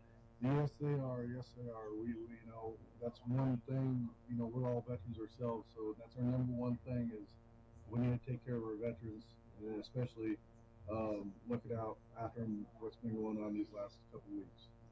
Sir, thank you very much for your service. We appreciate it, and we'll talk with you again soon. All right, AJ, we'll be back in just a little bit with more here from the Hancock County Fairgrounds, where they're celebrating the 100-year anniversary of the VFW on Mix 107.3. Today's halftime show is presented by Waldorf University. Learn how to become a warrior today at waldorf.edu. Waldorf University in Forest City. With scholarships available up to full tuition, athletics, fine arts, and over 35 clubs and organizations, you'll have the opportunity to find your passion while getting a world-class education. On campus or online, find support from a community that makes you feel at home. Find out more today at waldorf.edu. Now again, here's Zarin Eggesdahl. Back here to Forest City High School as we get set for the show today, brought to you by our good friends at Waldorf University. Do you want to become a warrior? You can do so by going to waldorf.edu. That's waldorf.edu. Become a warrior today, waldorf.edu. Well, we have Waldorf football coming up later today as the Waldorf Warriors are, man oh man, we had our show on Wednesday night, and you can just tell they are itching to get back on the field. Jordan Cooper, a transfer from the Naval Academy, will be the starting quarterback for the Waldorf Warriors. What an exciting time to be a Warrior fan. What an exciting time to wear some purple and black and get set for Waldorf University football coming your way tonight, 6 p.m. We'll be there. I'll be up there, not doing the game. AJ Taylor is doing the game for you here on KIOW. You'll be able to listen to all of Waldorf's game, road and way, either on KIOW or our sister station, KHAM. That schedule is all going to depend on the Iowa State Cyclones. Cyclones are playing an afternoon game on KIOW. We carry those for all you Iowa State fans out there. And then the Waldorf Warriors are on our sister station, KHAM B103. So Waldorf football coming your way. It's a freshman quarterback starting tonight, Luke Davies for the Briarcliff Warriors. Let's get out there. Thomas Edwards, all-conference returning defensive guy for the Warriors. McCoy Yankel. Let's get that turnover belt moving. I know Jay. West Hancock Eagle. We used to call McCoy the Kanawha Comet. The Kanawha when Comet. He was running for West Hancock. Family down from great family, the Yakels. Awesome family, Darla and Randy. They're just terrific. But McCoy's had a great career. Huge. At Waldorf. Love it. Love to see local kids staying around. Absolutely. We love McCoy Yakel wearing purple and black. We got that turnover belt.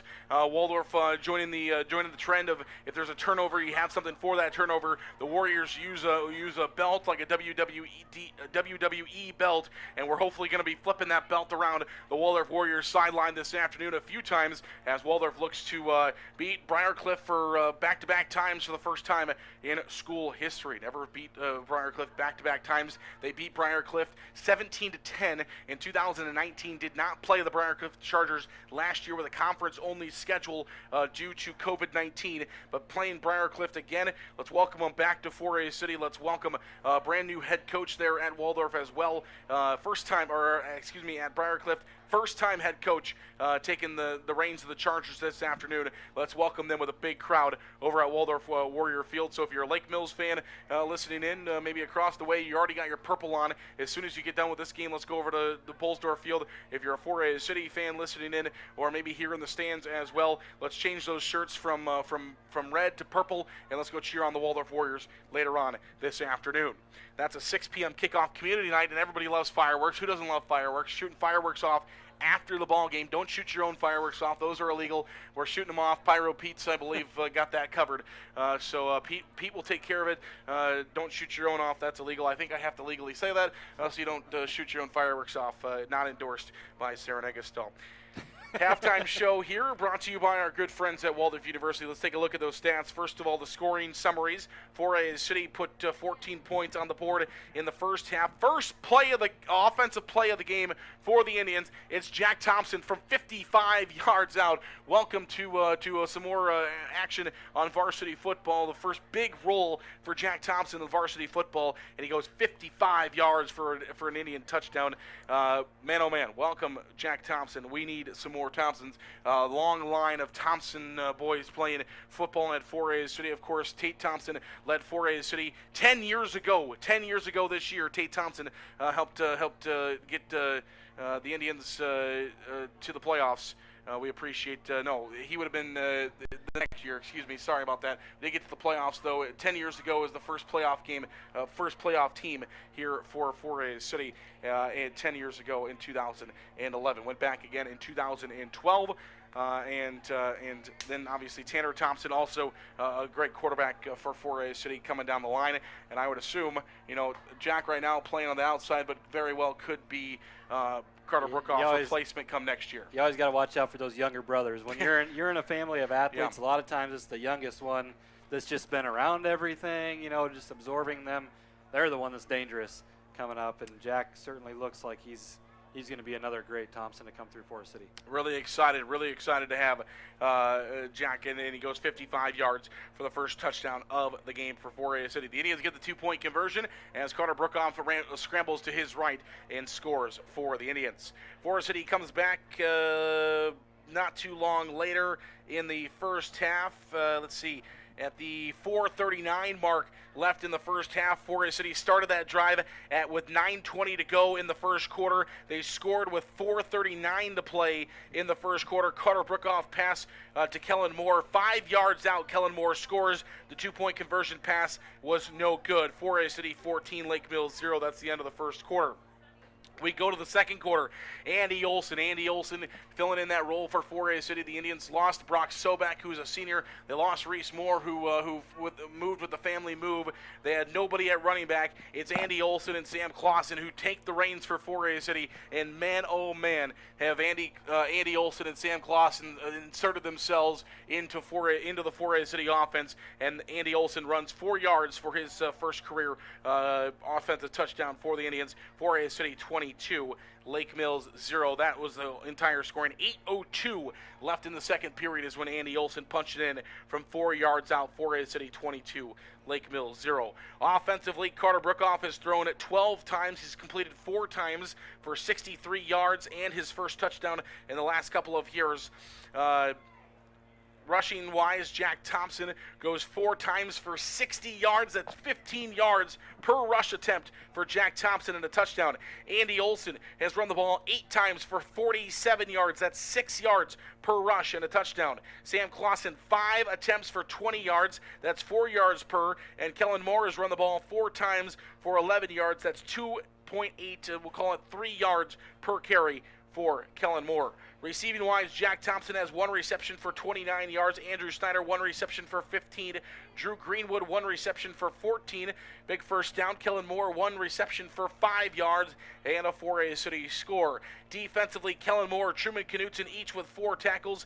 Siddell has 3 tackles so far for the Indians. Andrew Snyder is being credited with a tackle and a half, 1 tackle for loss.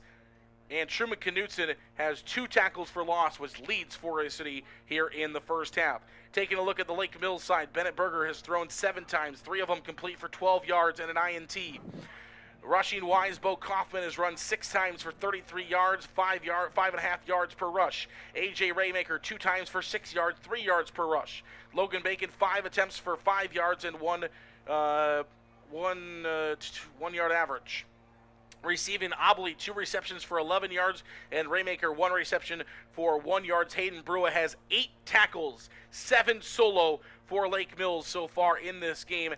5 for Lance Helming, 3.5 for Wyatt Helming, and Bennett Berger has 3 tackles, but none bigger than Wyatt Hanna. Wyatt Hanna only being credited for 2 tackles, but does have that tackle for a loss. Probably should be credited as a sack as well. Did not go down like that.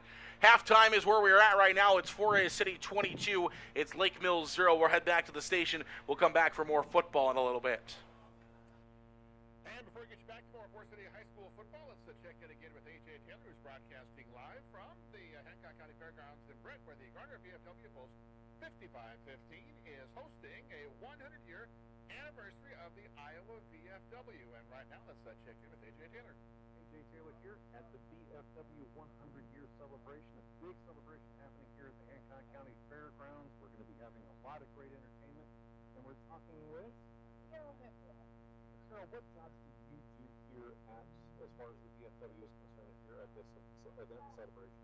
You know, I'm here to support everything with the VFW. I'm former past commander for the state of VFW, and you know, we're here to celebrate 100 years of the VFW in the state of Iowa, and you know, the kindness of Grit, you know, they're coming out in droves here to support the VFW, and we're so much appreciated. And all of the proceeds go to veterans in need throughout the state, so it all stays local, so to speak, but it stays within the state to help veterans. And this is important not just for the future benefit with all the things that VFW does, but also for the veterans who are here too, I'm assuming, as well too, because they kind of get together and talk and all that other good stuff. Yes, you know, there are so many veterans here. We have a car show here. We have the American Bombshells that came out of New York City to come sing for us tonight. We have fireworks. We have food vendors. You name it, we're celebrating it here today. And it's, you know, because of our past veterans that paved the way for us that we can be here today. And so that's what we're really here to celebrate and to make sure that we take care of all our veterans for the future. That's our forever mission to be a company. And those include veterans that are now coming back currently. Yes, correct. Yes, we absolutely want them to be part of our organization. It's a wonderful organization, and we would love to have more people. So how does somebody get involved with something like this? Maybe they're a veteran and they haven't heard how to do this. What do they do? Always go to VFW.org. If you're a veteran that served on foreign soil, hostile fire, expeditionary medal, you're eligible for the VFW, and we would be more than happy to have you part of our organization. And if you are a relative of someone that, you know, did those things, you can also join our auxiliary. And there are support groups, and they do wonderful things to help us and fellow veterans also. Sounds terrific. Okay, we're here at the Hancock County Fairgrounds. Thank you very much for your help and your service. We appreciate it. Thank you so much. We'll be back in a little bit on KIOW.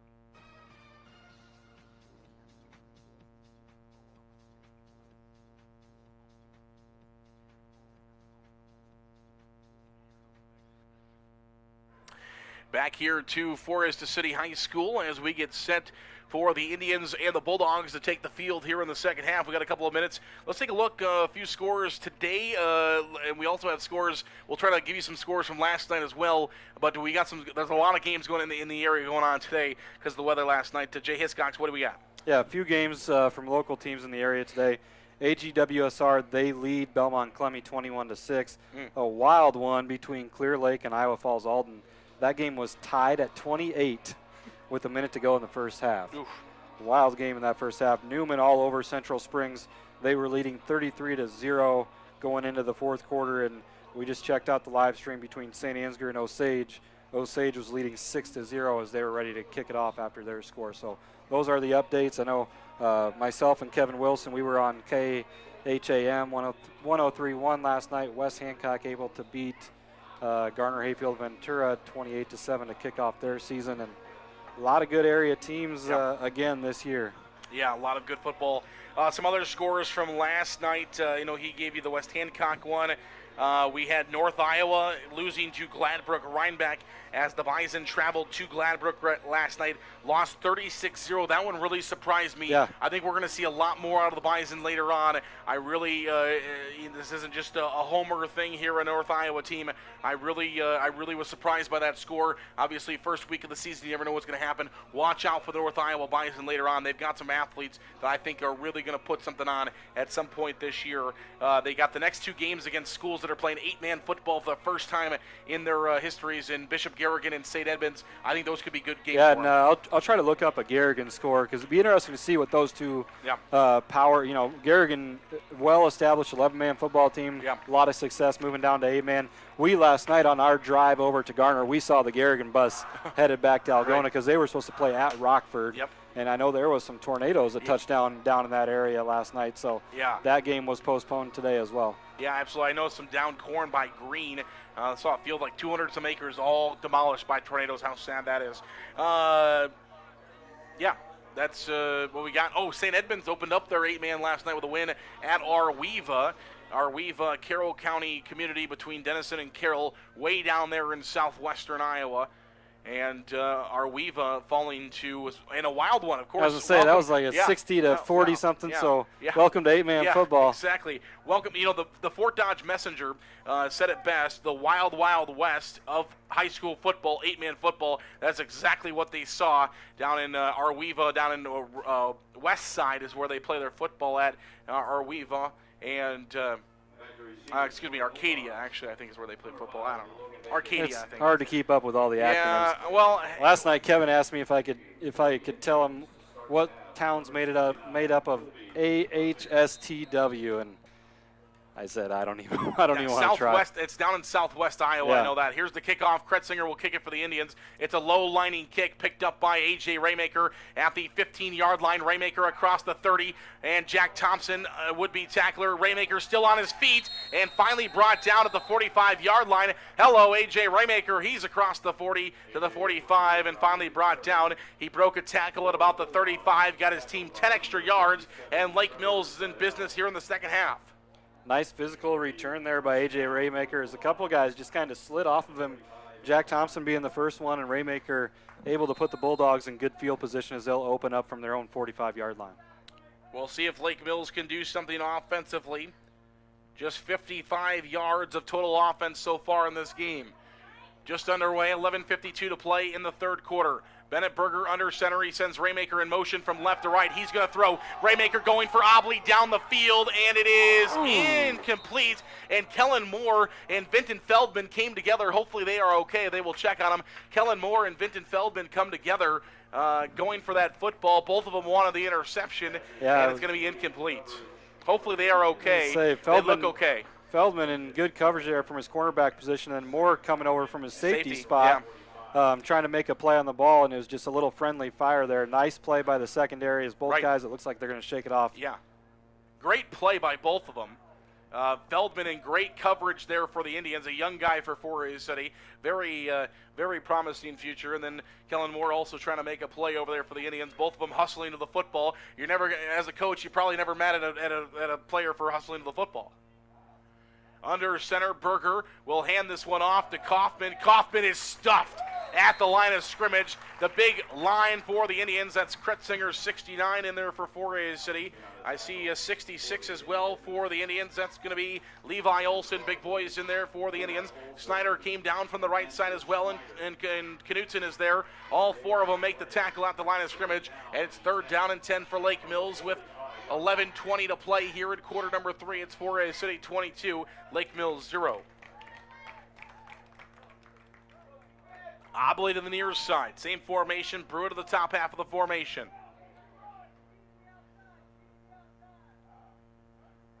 In motion. Ball's on the ground, and who's got it? The ball is on the ground, and it is picked up by Lake Mills. Kaufman made a saving. Forest City was near. It was two white jerseys, 1 purple jersey. It is Kaufman who makes the play for the Lake Mills Bulldogs.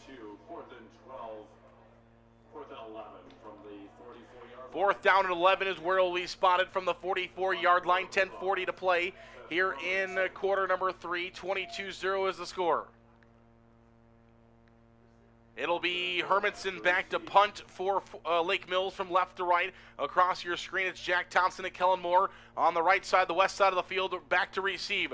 Ball is in the air. It's an end-over kick. It's picked up by Kellen Moore at the 20-yard line. Kellen Moore to the 30. Kellen Moore across the 30 and brought out of bounds at the 31-yard line. 1st and 10 for Forest City from the 31. Kellen Moore on the return for the Indians. Well, Zarin, it is football season, and some of the big colleges are getting started, so I got a score update here. Absolutely. Big Ten kicking off this week. Nebraska at Illinois. Brett Bielema and the Fighting Illini.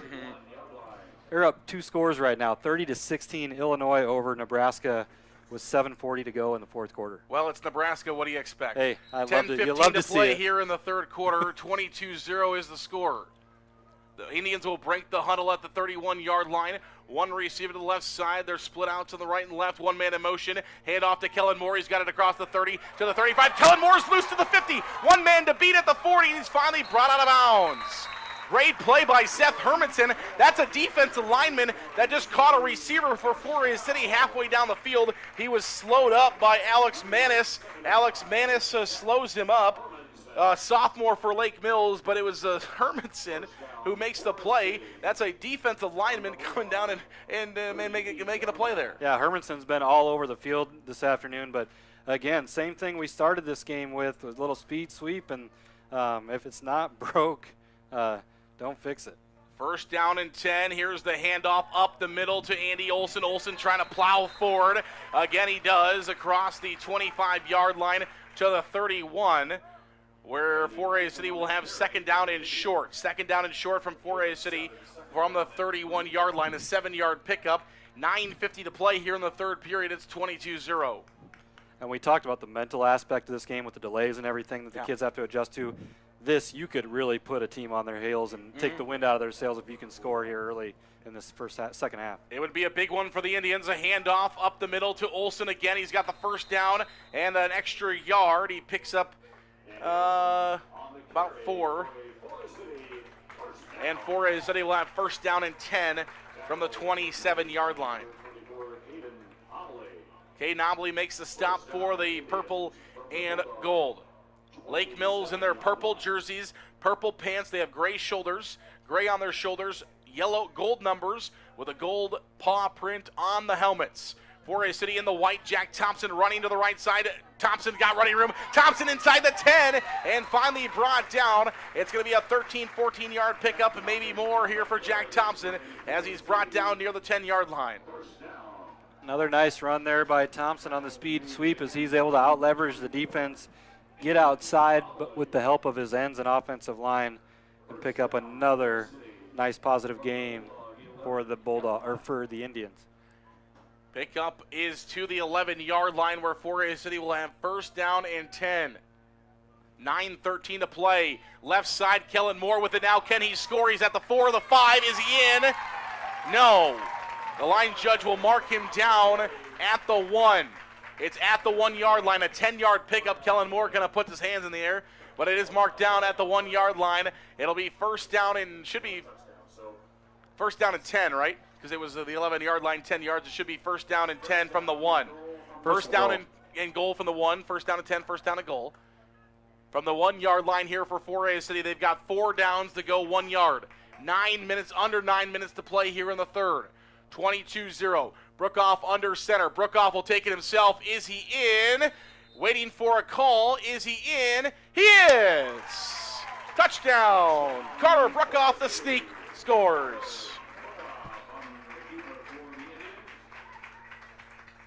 And Forest City will set up now for the conversion. Forest City extends their lead 28-0 with 8:44 to play here in the third period. Robe Berry will come off the field. Kellen Moore comes in. And Forest City will set up to go for the two-point conversion. Brookoff under center. Heavy formation. Tight end to the left, tight end to the right, slot to the right. One man in motion from right to left. That's the Indians going to the right side. It's Brookoff looking for the end zone. Caught. Snyder. Touchdown. Two-point conversion is good. Brookoff rolls, boots to his right. He finds Snyder across the end zone.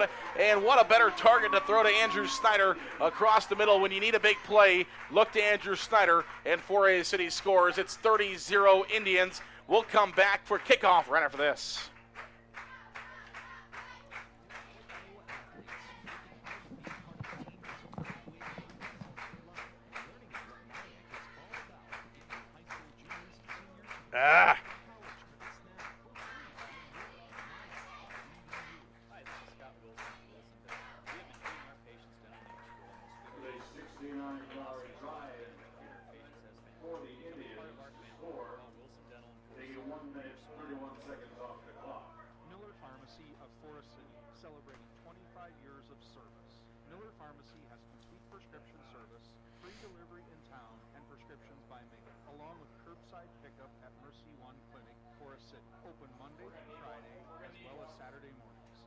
Indians from Miller Pharmacy of Forest City, celebrating 25 years.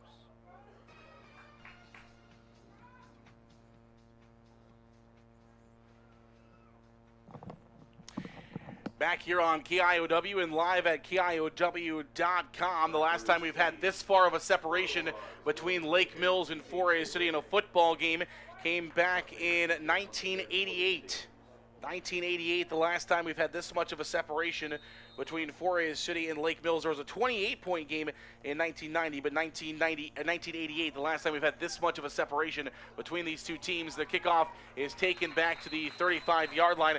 That contest was a 54-13 victory for Forest City. Forest City wins in 1988, 54-13. The last time we've had this much of separation. Again, there was a 28-point game in 1990. Lake Mills beat Forest City in 1990, 28-0, but we're over 30 points here, 30-0, 8:38 to play here in the third period, and it's Forest City with the lead. Lake Mills will set up shop at the 37-yard line. First down and 10. One receiver left, one receiver right, same formation. Raymaker at the slot left. Bacon will go in motion from right to left, a little wing back there that Lake Mills uses. And brought down at the 40-yard line. A little gain for Lake Mills on first down. Trevor Seidel for the Indians had a great first half, and he makes a tackle here in the second.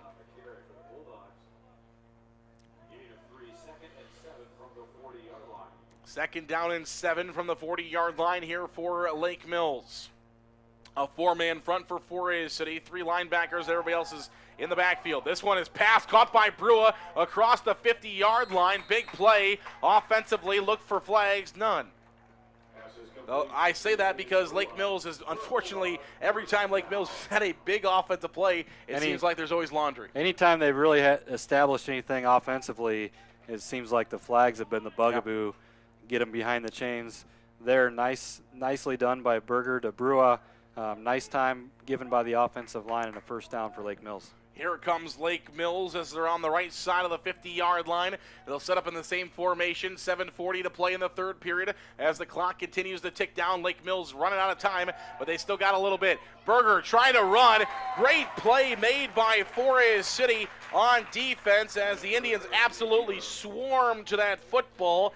and it's made by Christian Anderson. The sophomore makes a huge play for 4A City. He's been helping in there defensively on that defensive line. He comes in and rotates in, and 4A City using Christian Anderson. Anderson, one of those sophomores on the field right now, saying, hey, I need some more playing time.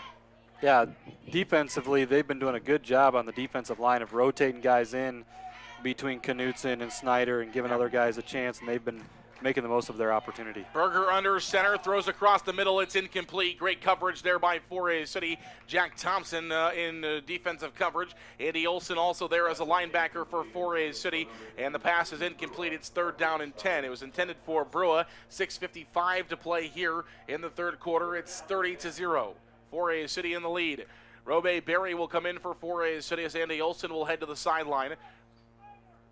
No huddle look here for Lake Mills as Obley and A.J. Raymaker come to the near side of the formation. Far side of the formation is Brua. Kaufman in the backfield. One wing back to the right side. That's going to be Bacon. Brua was under center. Now he backs up about 3 steps to the 50-yard line. Looks over to the sideline, says they will change the play at the line. Berger back under center. Takes the snap, hands it off to Kaufman. Kaufman looking for running room. He's got a little bit, but not much. Not enough to pick up a first down on 3rd down, and it'll be 4th down and about 5 here. Yeah, but you go from 3rd and long to 4th and manageable, and obviously being down 30 points, you're going. It's 4-down territory for Coach Burns and company. Absolutely cannot punt the football here, I don't think. Especially with 4A City, the way the offense has moved the football and just methodically down the field. 4A City dip here, 4A City dive there. They've moved the football down the field. They've taken time off the clock, 4-minute drive, 5-minute drive, 6-minute drive, and 4A City takes that time off the clock. You got to go for it here. 4th down and 6 is the official marker. It's Berger back to pass, looking Obley's way. Berger will fire it down. It's Bacon instead. It's caught. 1st down and 10.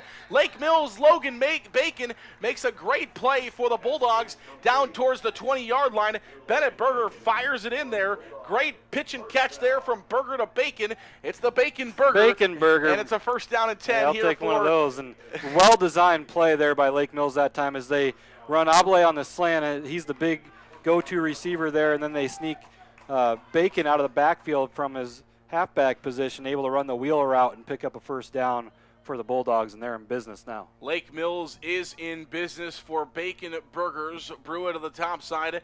Obley to the bottom side, same formation. The wing back to the left is A.J. Raymaker. The wing back to the right is Logan Bacon with Kaufman in the backfield. Raymaker in motion. They pitch it out to him on the right side. They've got running room. Did he get inside the 15? An extra 15 coming. 4A City will get a late hit out of bounds call to add on to the run for the Bulldogs, and it'll be 1st down and 10. Well inside goal here for Lake Mills. Yeah, Raymaker on the speed sweep, and they're just trying to out-leverage the defense there as quick as they can. They put them in motion from the far side. They run a quick pitch, trying to just out-leverage the defense, get outside. Nice gain, and then it's going to be tacked on another probably half the distance. Yep. With the late hit out of bounds. Sometimes, first game, it's nothing dirty. It's just you're playing football, and it happens. But it's part of the game. And like you said, it wasn't malicious. It wasn't dirty, but it can be done. Yep. So the ball was spotted at the 13, so it will have to be, I believe, half a distance because it would be a 15-yard penalty. So half a distance from the 13. I think they're starting to get hyped up down at the Waldorf fields. I believe that's what we hear already. The music quite loud. Coming up, community night going to be coming up in about 2.5 hours. As soon as we're done here, we're going to be beelining over to that game there. Tell you what, Waldorf football's done a good job with that atmosphere, pregame, tailgate stuff. They've really done a good job of marketing their program. 5:36 to play here in the third period. 30-0 is the 4A City lead, but the Lake Mills Bulldogs are on the doorstep. They have 1st down and goal from the 7. Berger swings it out to A.J. Raymaker. Truman Knutson is there for the Indians, and a big stop for Knutson. Same exact play as what they just ran, trying to out-leverage the defense, get outside of that defensive end. They may have tried to go to the well one too many times there as Knutson shuts the door yet again from his defensive end position. He's got a handful now of tackles for losses, I believe. It's a 3-yard loss for 4A City defense. Lake Mills offense. It's 2nd down and 10 from the 10. 5:05 to play here in the third period. 30-0 is the score. Berger under center. Berger looking to pass, still looking. Now he's got to run, and he's thrown down I believe that was Kretzinger in there on defense on the rush for the Indians. Colby Kretzinger brings Berger, tries to bring Berger to the ground. Berger does give it away, but it's a big play for Kretzinger. Kretzinger, good job from his defensive tackle position there to get penetration. And Berger, all he could do is he was in the grasp. All he could do was just throw that ball away and bring up a 3rd and goal. Yeah, 3rd down and goal now here for the Lake Mills offense. For the 4A City defense, 4:55 to play in the 3rd period. It's Indians 30, Bulldogs 0. Berger under center. Same formation as they have had. One man in motion. That's Raymaker from left to right. Berger gives it off to Kaufman, and Kaufman is cut down maybe a yard or 2. That's about it. That time it was Olsen coming up, making the stick from his linebacker spot to prevent the touchdown there, and going to bring up a 4th and goal here. And you know these Indian players, they're up 30-0. I mean, this one, the hay's almost in the barn, but they want to keep this shutout here in week 1. This would be some momentum for 4A City. I think it's momentum either way. If Lake Mills scores, they've got a little momentum. They need to stop coming back the other way. If 4A City picks up a stop after Lake Mills had it 1st down and goal from the 7, that was huge for momentum. Here it is, 4th down and 8 from the 8-yard line. Berger back to throw. He will throw to the end zone. It is caught by Bacon, touchdown. It's a Bacon-Berger touchdown, and Lake Mills is on the board. Yeah, good job again by Logan Bacon there to go up and get that football. Berger was able to buy himself just enough time with the pump fake, and the younger Bacon, Logan, goes up and scores the 1st touchdown of the year for the Bulldogs. Lake Mills will find the score with 4:08 to play until the end of the 3rd quarter. It's 30-6. Lake Mills has got to have as many points as they need, so we'll see a 2-point conversion coming here for the purple and gold. 1 receiver to the right, 2 receivers to the left. Tight end in the wing back in the formation. That's Raymaker to the left side. Confusion. Play clock's at 4. Play clock's at 2. Did they get it off? They did just in time. Berger looking to throw to the end zone, and it is incomplete. Great job by the Indians defenders. They break it up, and 4A City leads 30-6 with 4:08 to play in the 3rd quarter. We'll take a quick break. We're going to hear from A.J. Taylor again before kickoff next on KIOW.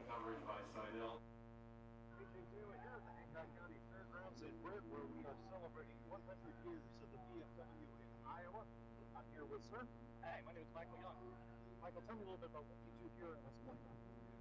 What's going on here is that we use the Iowa VFW celebrating its 400th anniversary and a big celebration here in Concord County Fairgrounds. I'm the 5th District Commander, so I'm from around down to Central Iowa, and then me and the other person you'll be going to be here shortly for both legislative chairs that Iowa State House for bills for veterans here in Iowa. So you go down to the state and you advocate for folks in the VFW and for veterans. John, you have plenty of time because there is a cramp on the field, so we have stoppage anyway, so plenty of time. Plenty of time. Veteran who is diagnosed with no PTSD or other issues, if they go missing or they're considered being harmed themselves, the state can issue a green alert to have as the public help find that veteran. And our Favoring State Wisconsin has now issued 29 of those, and all but 2 have been successful. So we have a great successful 1 week extra point. Okay, you know, we need that here in Iowa. I know Russ and I have been working on our state legislators, and we're very hopeful that's going to be this next session. Now, is that something that's open to the public where they know that maybe this veteran is missing? Yeah, so what would happen is the family would reach out, they would do their due diligence, they would reach the police would do their due diligence in their jurisdiction. If they still deem that veteran still missing is still considered a prisoner, then they can reach out to the Iowa Department of Homeland Security, and then they can do wide alert. I know, like in Wisconsin, they reach out to the media, and they do a public alert via their media. When we get done with it, come back to me, though. Just by the success rate there in Wisconsin, I think it's very worthwhile for us to do here in Iowa. Sounds terrific. We're here again at the VFW 100th year celebration here at the Hancock County Fairgrounds in Brick. I'm A.J. Taylor. We'll be back in a little bit. Back to 4A City High School we go. Kickoff is away. Picked up by Thompson. He's got running room. Thompson across the 40 to the 50, inside the 45-yard line on the good side of the field. And Thompson is down. Thompson is grabbed his ankle there. Somebody's got to get over to check on him. Hopefully he is okay. Thompson came down and grabbed his ankle. and the Forest City training staff is over to check on him. Hopefully, maybe it just tightened up.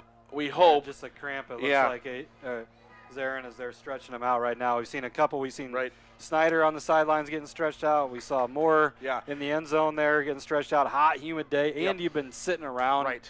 That's the hard part. We saw cramps last night in our game between West Hancock and GHV. It happens. And now we got a car alarm going off in the parking lot as well. If you're listening in and your car alarm's going off, please fix that. 3:59 to play here in the third period. 30-6 is the score.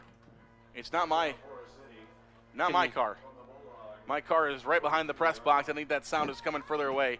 I was checking to make sure it wasn't me. I'm looking to make sure it's not mine. Exactly. Here's the handoff. Robe Berry's got running room. Berry across the 40. Berry to the 30. Berry's loose. 20, 10, 15, 5. Touchdown, Robe Berry. Robe Berry from 42 yards out, and the Indians score. We've talked about him in wrestling for the last couple of years for Forest City. Robe Berry is now making his impact on the football field as well. Robe Berry scores for the Indians. Hello, Robe Berry. He makes a great interception in the first half to get a foot down. That time, first time he touches the ball, and it's gold. 36-6 now the score. Forest City back in front. They're going to try a PAT for the first time in this game. The PAT is up, and it's good.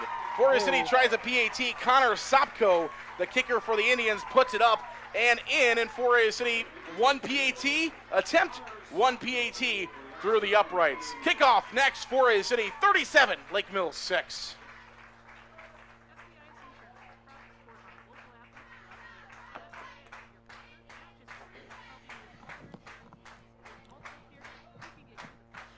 It's gonna be just in time.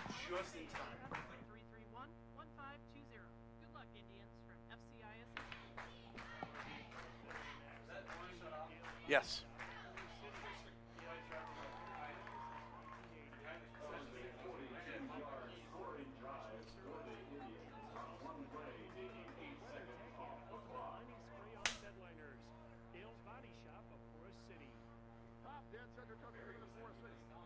Yes. Yes. Robe Berry, baby. Junior. He's been a starter in the wrestling. He's on our low weight wrestler since he was a freshman. He's been our 106 pounder since he was a freshman. Back here to Forest City High School. It's the Indians and the Bulldogs in Forest City. The offense is alive. It's 37-6. Forest City leads by the largest margin of the game. It's 31 points, and we'll see a kickoff coming here. We do have a quick pause.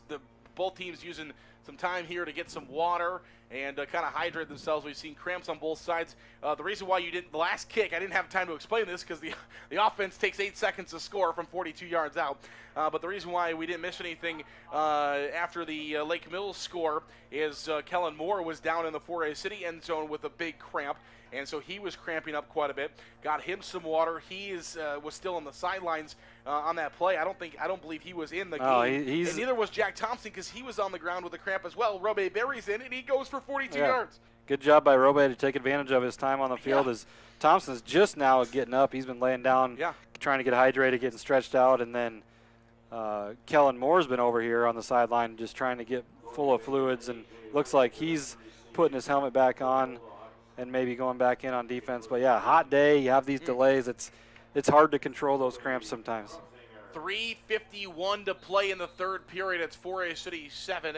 It's Lake Mills 6. Krutzinger will boot it away from the 40. We're back underway. It's taken at the 20-yard line, up to the 25, and to the 30, across the 30, down towards the 33-yard line for the Lake Mills Bulldogs, and it will be moving the football and starting with some decent field position here for Lake Mills, as the returner was 20, Alex Manis, sophomore, 5'5", stands at 120 pounds for the Lake Mills Bulldogs, and they actually give him a little bit extra yardage up to the 34-yard line. So 1st and 10, Lake Mills from the 34 of their own. 3:44 to play in the third. 37-6. Again, back to a 31-point lead for the first time. Forest City's defense is changing. They must have been on their wrong alignment there. Robe Berry and Vinton Feldman will switch sides as corners.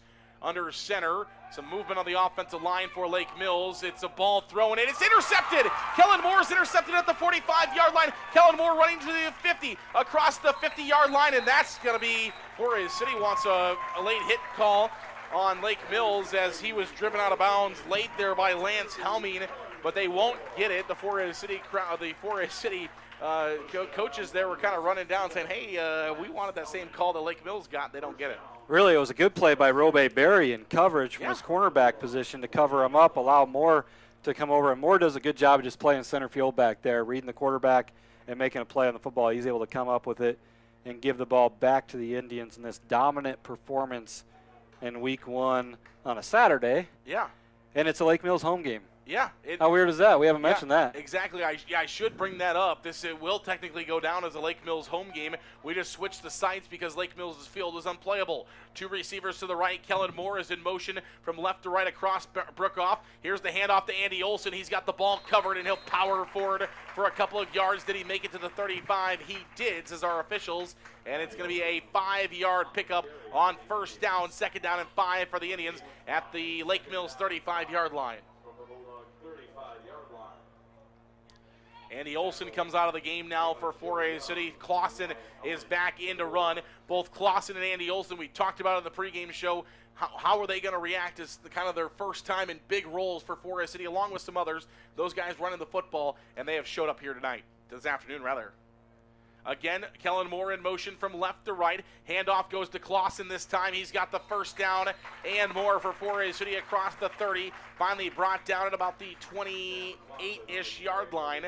I think ish is now a word or a phrase in football. It's the 28-ish yard line, and it's first down and 10 Indians with 2:49 to play in the third, 37-6. And if I were a betting man's there, and I would believe we're going to see a lot of Clausen and Olson.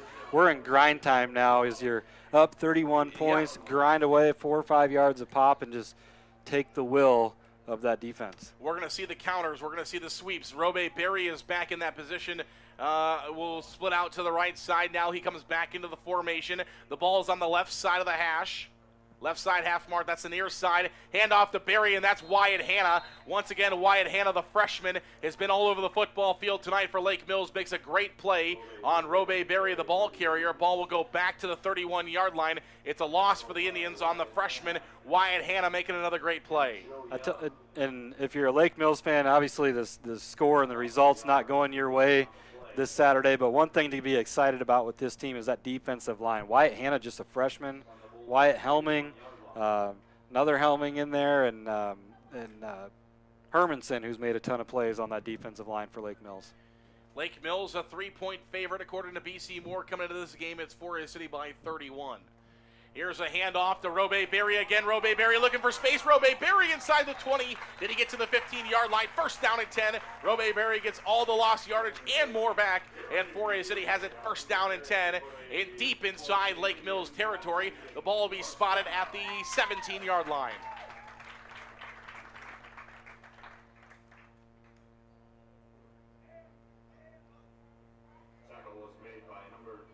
From the 17-yard line. First down, Forest City. Yeah, 17. From the 17. They've got a 12 on the scoreboard. 2 receivers right, 1 to the left. Snyder down to the bottom half of the formation. They go to Knutson, the top half, bobbled at first. Knutson's got it. Knutson to the 5. Knutson, touchdown! Truman Knutson swings it out, gets it swung out to the right side from Brookoff. He breaks a couple of would-be tacklers, and Forest City is into the end zone. 43-6, Forest City. Wow. Who would have expected this? Honestly, you know, the two teams, I felt an even matchup. The prediction was a 3-point home field there with the Bulldogs. I just felt it even, and Forest City has proved us wrong. Connor Stopgo trying to go for back-to-back PATs. No, as it is no good. 43-6, though, Forest City dominating tonight in game number 1 of the season. 1:21 to play in the third. We'll take a break here on KIOW.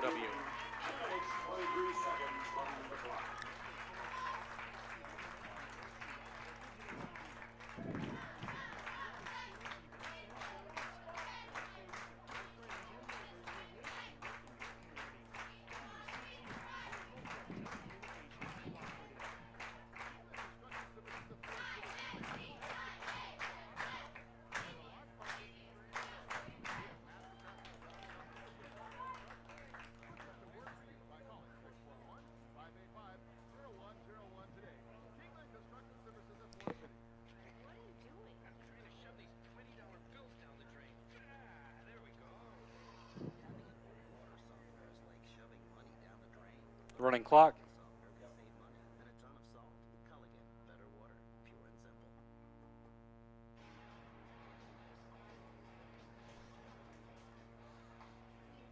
Back here to Forest City High School, Lake Mills and Forest City doing battle here in this Winnebago County rivalry. Forest City leads 43-6. The Indians scoring 40 points in a football game for the first time since September 13th of 2019. That was a Clarion Goldfield Dows game. Here's the kickoff. It's going to go and picked up at the 35-yard line by the Bulldogs. And that's Brua across the 40, and Brua will be brought down at about the 42, 43-yard line for Lake Mills on the Forest City side of the field. Again, Forest City, last time they scored over 40 points was 2019, September 13th, a 45-6 rout of Clarion Goldfield Dows here on this field. I know it was here on this field without even looking at that because of some extracurriculars on the field that evening on the Clarion Goldfield side of the football field. I remember that. I remember yeah. that story. That was unfortunate. That was unfortunate. Nothing ever happened to that either. Really? I don't think anything ever happened to that. I guess I didn't dig too deep into it, but I really didn't hear anything. Nobody else did a story on it. Wow. And nothing really happened to that. It was investigated, and we've got movement everywhere. 4A City's moving, Lake Mills moving. Who was moving first? There was 2 flags thrown, and then the umpire said, here, let me just throw one too. And we got a penalty marker. We'll see who they call it against. 26 seconds left here in the third period. 46-3, 4A City in the lead. As Jay alluded to, it is running clock now. So the clock will move in a hurry. 4:02. I mean, we've played 3 quarters of a football game here in just over 2 hours, including a halftime. And they're having a conversation with it. All of the umpires, all of the officials have gotten together. It's a dead ball encroachment against 4A City, so it'll go against the Indians. 4A City crowd, 4A City sideline, not too happy. Lake Mills crowd, Lake Mills sideline, happy. It's funny how things like that work. Yeah, I think Lake Mills might know they got away with one on that one, but they'll take it. They're also down 30. Yeah, I think 4A City's argument there was their defender moved because a Lake Mills guy moved That's what first. it looked. Yeah, that's what it looked like Yeah. up here too. So it will be moved to the 47-yard line. First down and 5 for Lake Mills from the 47. Oh, now the ball's being moved again. Ay. Everybody's first game. Everybody's first game. So 48-yard line is where it's moved up. It's moved to the 48-yard line. First down and 5 with 6 seconds on the clock. Handoff up the middle and brought down. We've got a flag late, but that's going to be the end of quarter number 3. 43-6 is the score. We'll take a break. Actually, we'll stay here just in case it's a defensive penalty. Manis on the carry for Lake Mills, number 20. We'll see what the penalty flag is for. There's all zeros on the clock here in the third quarter. 43-6. 4A City with the lead. We'll see what our penalty marker is. We've got a conversation by the back judge here. Face mask on 4A City, so we'll have some more yards coming for Lake Mills. The umpire will back up to the 48-yard line before he walks this one off. And now confusion. Well, really, they could mark it. They could change directions and then mark it off as we're gonna go to the quarter. They got to mark it off first, and then we'll go to the quarter. We're going to go to the quarter. That's or do they get a play? Is there one on time down then? It might be one on time down. Personal foul. Yeah, they whistled. That places the ball for the Bulldogs at the 31-yard line. Well, let's keep playing football. Okay, well, we got to move the chains, though. Chains weren't moved. They got to move the chains, hold the phone. No time on the clock. 43-6 is the score. And it will be one untimed down for Lake Mills here in the third quarter. One untimed down, 43-6. It's a defensive penalty. I think that's what causes the untimed down. Offensive penalty, I think we go to the fourth. Handoff to up the middle, handoff Manis, and it is brought down. That will be the end of quarter number 3, about a 4-yard pickup for Manis. 43-6 where we end the first 3 quarters. We head to the fourth. Right after this, it's 4A City, all 4A City here in Indians land. Forest City Family Dentistry, downtown on G Street. Dr. Layla can now place crowns in one visit. No clumsy temporary or return appointment needed. Also ask us about replacing missing teeth with affordable dental implants. Visit the place that puts a smile on your face. Forest City Family Dentistry. Call 585-4636. MBT Bank in Forest City, Clear Lake, Lake Mills, and Rochester, proudly serving our customers for 75 years. We've got all your financial needs covered, from loans, CDs, savings, and more. Where will you go with MBT? MBTBank.bank, member FDIC. The Farmers Co-op Association of Forest City, Leland, and Buffalo Center, Iowa, and Keystone, Winnebago, Minnesota, wishes our athletes good luck. See the Farmers Co-op, all your feed, seed, chemical, and fuel needs. Serving the area since 1916. The Farmers Co-op Association.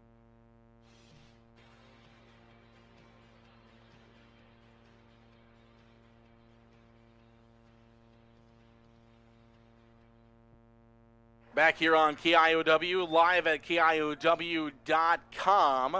43-6 is the score. 12 minutes to play as we head to quarter number 4, and we do have the running clock with the Forest City offense out there. Forest City defense out there. Lake Mills offense out on the field. As it will be second down. I don't even know. 7? 6. Call it 6. I was trying to judge it with my eye there, and it did come out to be. Oh, big stick! Was that Levi Olson? That's Levi Olson in there for the Indians. That was a bone cruncher there. Levi Olson crushes it in the middle for the Indians. It is a small loss for Lake Mills. Maybe 1 yard loss. Third down and 7 coming up from the 28. Lake Mills no huddle as they look at the scorecards. Brua here on the near side. Obley to the top side of your formation. We have not seen Kaufman back in this game since they brought Manis in, so I don't know if they're just trying something else out or if there's problems with Kaufman. Berger will keep it himself. Berger reaching for the first down marker. Did he get there? He did. Berger needed to get to about the 21.5. He got to the 20. He got a 1.5 yards extra. First down and 10, Lake Mills at the 20-yard line into the red zone for the Bulldogs. That's one thing I'm surprised I haven't seen more of is Berger using his feet. He's a good athlete. He's about 6'1", 6'2", put together well. He's a tough kid to bring down, a really good athlete. That time he shows that athleticism and picks up a first down. One receiver to the top side of the formation, one receiver to the bottom. Berger under center. He sends Bacon in motion from right to left. He hands it off to Manis up the middle, and Manis fighting for a couple of extra yards. Ball's on the ground. The officials say his knee was down, though, first, though that one's a tricky one because his body was technically on another Forest City body. So if that knee or no elbow is down anywhere, if you're laying on top of somebody and you lose the football, that's going to be a fumble. But the official comes in quickly and says his knee was down, but at least half of his body was laying on a defender there. Got to be careful. 10 to play in the ball game. Forest City 43, Lake Mills 6. The Bulldogs, though, are threatening. Second down and 6 from the 16-yard line. Obley to the top side, Brua to the bottom side. Manis in the backfield. Berger will send Raymaker in motion from left to right. Forest City flinched on defense, but you can do so as long as you don't break the plane. The rush is up the middle to Manis for a couple. And it's going to be third down and short coming up here for Lake Mills. Levi Olson makes another great play inside. Sam Clausen filling as a linebacker there for the Indians also. Forest City going younger. I believe that is it's Snyder on the top side. Sorry, the jersey's scrunched. 69 maybe? No, 69. That's not. No. 65? Yeah. Could be. Sorry, jersey's crunched up a little bit. No, that's Buffington. That's 60. Okay.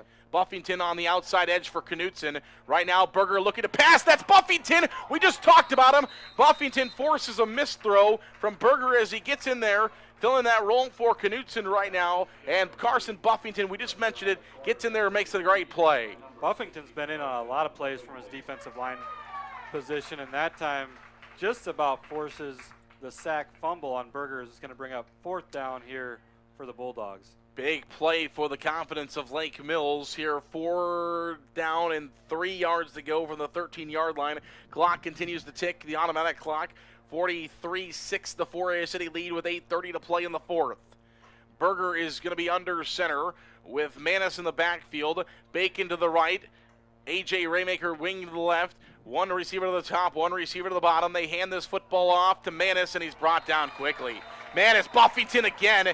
Buffington in there for 4A City once again. Andy Olson helps out, and 4A City's defense creates a turnover on downs. It's first down and 10, 4A City going the other way. Love kids that play with emotion and having fun out on the field after they make a play. That time Buffington comes up with another play, and he's excited to get the ball back to his offense.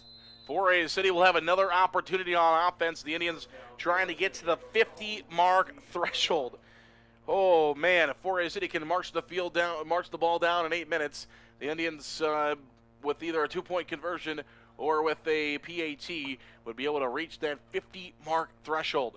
One receiver to the top half of the formation, wing backs to each side for 4A City, and Brookoff, I think it was a broken play now. Brookoff will just run with it, and he's got some running room. I don't think that was a designed run. I believe the ball was on the turf at one point. We'll try to watch the replay and confirm with you, but I believe the ball was on the turf. Brookoff makes it into a first down, though, for 4A City as he picks it up and just runs with it. Gets out to the 25-yard line, first down and 10 Indians. Clock runs, chains run, offense huddles up. Brookoff's got some of that backyard football in him, just a good scrambler. Play breaks down, just going to find some green grass, and that time he picks up another first down for the Indians on a broken play. 2 or 3, maybe even 4 times today, Brookoff has turned a broken play into an offensive gain for 4A City. Here's Andy Olson, running through the ground. Andy Olson runs across the 35-yard line to about the 37-yard line, and it's going to be another first down and 10. Rumbling and bumbling, Andy Olson makes it to the 37-yard line, first down and 10, 4A City. 4A City coaches, though, wanted a flag there, and for Lake Mills, it was a head lowered. Don't want to see that. So with the tackle, if you watch that on a replay, the tackler kind of lowered his head when he went in to make the play. It wasn't malicious. It was just something that can get somebody hurt, either 4A City or Lake Mills. Andy Olson again will rumble and bumble for about 11 more. He makes it up to about the 48-yard line, almost the 49. First down and 10 in 4A City territory, still at the 49-yard line, right near the 50-yard marker. Andy Olson back-to-back first down rushes for 4A City, and 4A City is in motion again. Olson gouging him on back-to-back plays there for the Indians, and again, I can't say it enough, dominant performance by Coach Moore and his squad today in all 3 facets of the game. The Indians need to bottle up what they ate for breakfast this morning and keep it on for the next 7 weeks. Here's a handoff to Robe Berry on the left side. Robe Berry looking for some running room. Robe Berry inside Lake Mills territory is short of the 45-yard line. The clock will obviously continue to run. It'll be about a 4 or 5 yard pickup for Robe Berry, and 4A City continues to move. 5:35 to play in this football game. 43-6 is the score. Zarin, you may have to reschedule some things because Coach Moore just might have all Saturday games if he can control it. Yeah, no Home kidding. Games they might be playing on Saturday as good as they look in this one. No kidding. How much rain can Mother Nature bring on Friday nights? Let's play on Saturday afternoons. 5:16 to play here in the fourth period. 43-6 is the score. 1 receiver, 2 receivers, both tight ends to the near side, 2 wing backs. They hand this one off up the middle. Clausen with a couple of yards. And 4A City is going to be short of the first down marker by a yard. It'll be 3rd down and 1. 4A City will just need a yard to find a first down.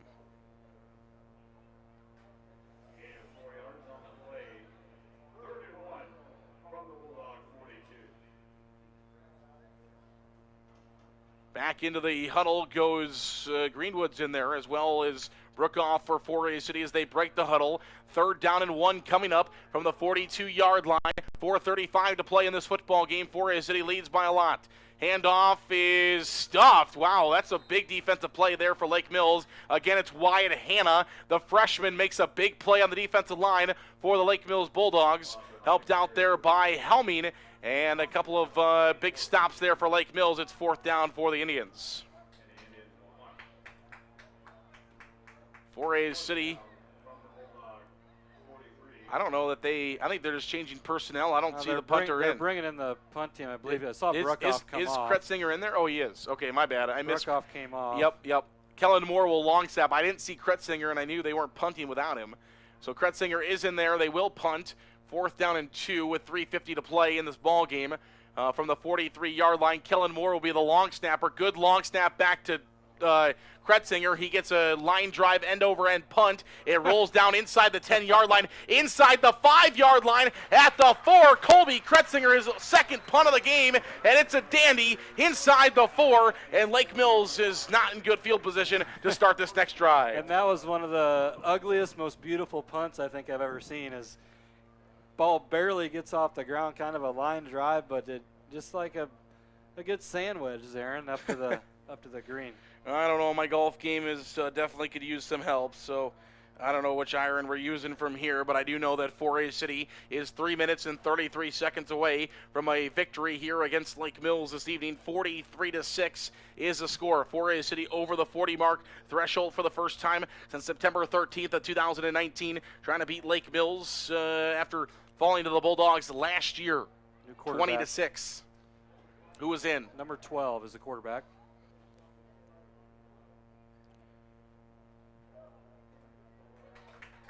Apologize about that one, as, of course, right when I need it, I lose my place. That's Hayden Helgeson. A freshman, Hayden Helgeson, is in to play quarterback for Lake Mills, number 12. A lot of subs coming in right now for both teams. We'll try to keep an eye on the substitutions for both of these teams coming in. 4A City will not, I don't think, unless we have a defensive touchdown here, will not reach that 50 mark threshold, but they got to the 40, and more importantly, I think we're more worried about what the score is than the coaches. The coaches say, hey, a victory is a victory, and 4A City just 2 minutes and 37 seconds away from finding a victory here on night number 1. And I should say afternoon number 1. Though, as Jay said, we probably should play some more afternoon football games, but this is a very rarity. Again, I don't know, we don't know officially the last time this has happened, but we think, I was talking to somebody in the stands that graduated in 1990, 4A City alum, says that he played a Saturday game his senior season, which would be 1990. 2 minutes to play here in the 4th period, and then once we are done with this ball game, we'll get you again to A.J. Taylor. He's going to be out there in Hancock County doing some live broadcasting, so we'll get you back to him in about a minute and 51 seconds as 4A City and Lake Mills wind this clock down. 43-6 is the score in favor of 4A City.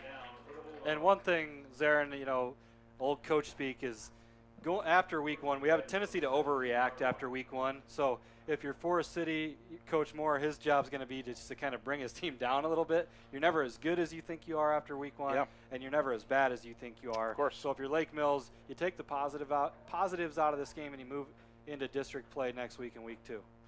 I believe this will be a rush up the middle. We'll have a first down here for Lake Mills. 4A City hasn't won in the first night of the season since August 26th of 2016. 5 years the last time 4A City has won on night number 1. 1:02 to play here in quarter number 4. It's a big day for 4A City. The offense is moving. We're scoring touchdowns. We're scoring 40 points, and we're winning on night number 1. 43-6 is the score. 50 seconds to play. Lake Mills will line up. Helgeson, the freshman, under center. Same formation. Run a wing back to the right, wing back to the left. Raymaker in motion. They hand it off up the middle and brought down near the first down marker. Do they get to the first down marker? They do. So first down and 10 for Lake Mills at the 26-yard line. And we are just one play away here from concluding this ball game, as 4A City is going to ring that bell. We went a couple of years without ringing the bell. We finally got to ring the bell last year during the shortened season. And 4A City, open your windows as the bell is about to start ringing here in town. 8 seconds left on the clock, 7 seconds. The clock will wind down on this play. Hayden Helgeson will take this one himself. He's running to the right side. Now he options it, pitch to the right side. Lake Mills with some running room. It's A.J. Raymaker, and that will do it. Raymaker brought down at the 50, and the ball game is over. Forest City wins 46-43-6. It's an Indian victory for the first time on night number 1 since 2016. Forest City's over the 40-point mark for the first time since 2019, and your Forest City Indians are 1-0 on the season. We'll take a break. We'll come back. A.J. Taylor is lined up from Hancock County. We'll talk more football next. Party going on as the veterans of foreign wars are celebrating 100 years of service to all veterans here across the country, and specifically here in Iowa. And we are talking with Russ Fell. I'm the past state commander and the current judge advocate for the Department of Iowa. Now, when it comes to being a judge advocate, what does that involve for those who may not know? Really, it's legislative stuff and also making sure that our meetings are following order. Now, when you're going down to the state and you're lobbying for some of these things that are going on, obviously this is the best interest of veterans to try and get this done. Absolutely. We're always continually fighting for veterans issues, both at the state and at the federal level. So you have a veteran issue that you want brought up, bring it to your local VFW, bring it to the VFW Department of Iowa. We'll look into it. We'll try and get it out there.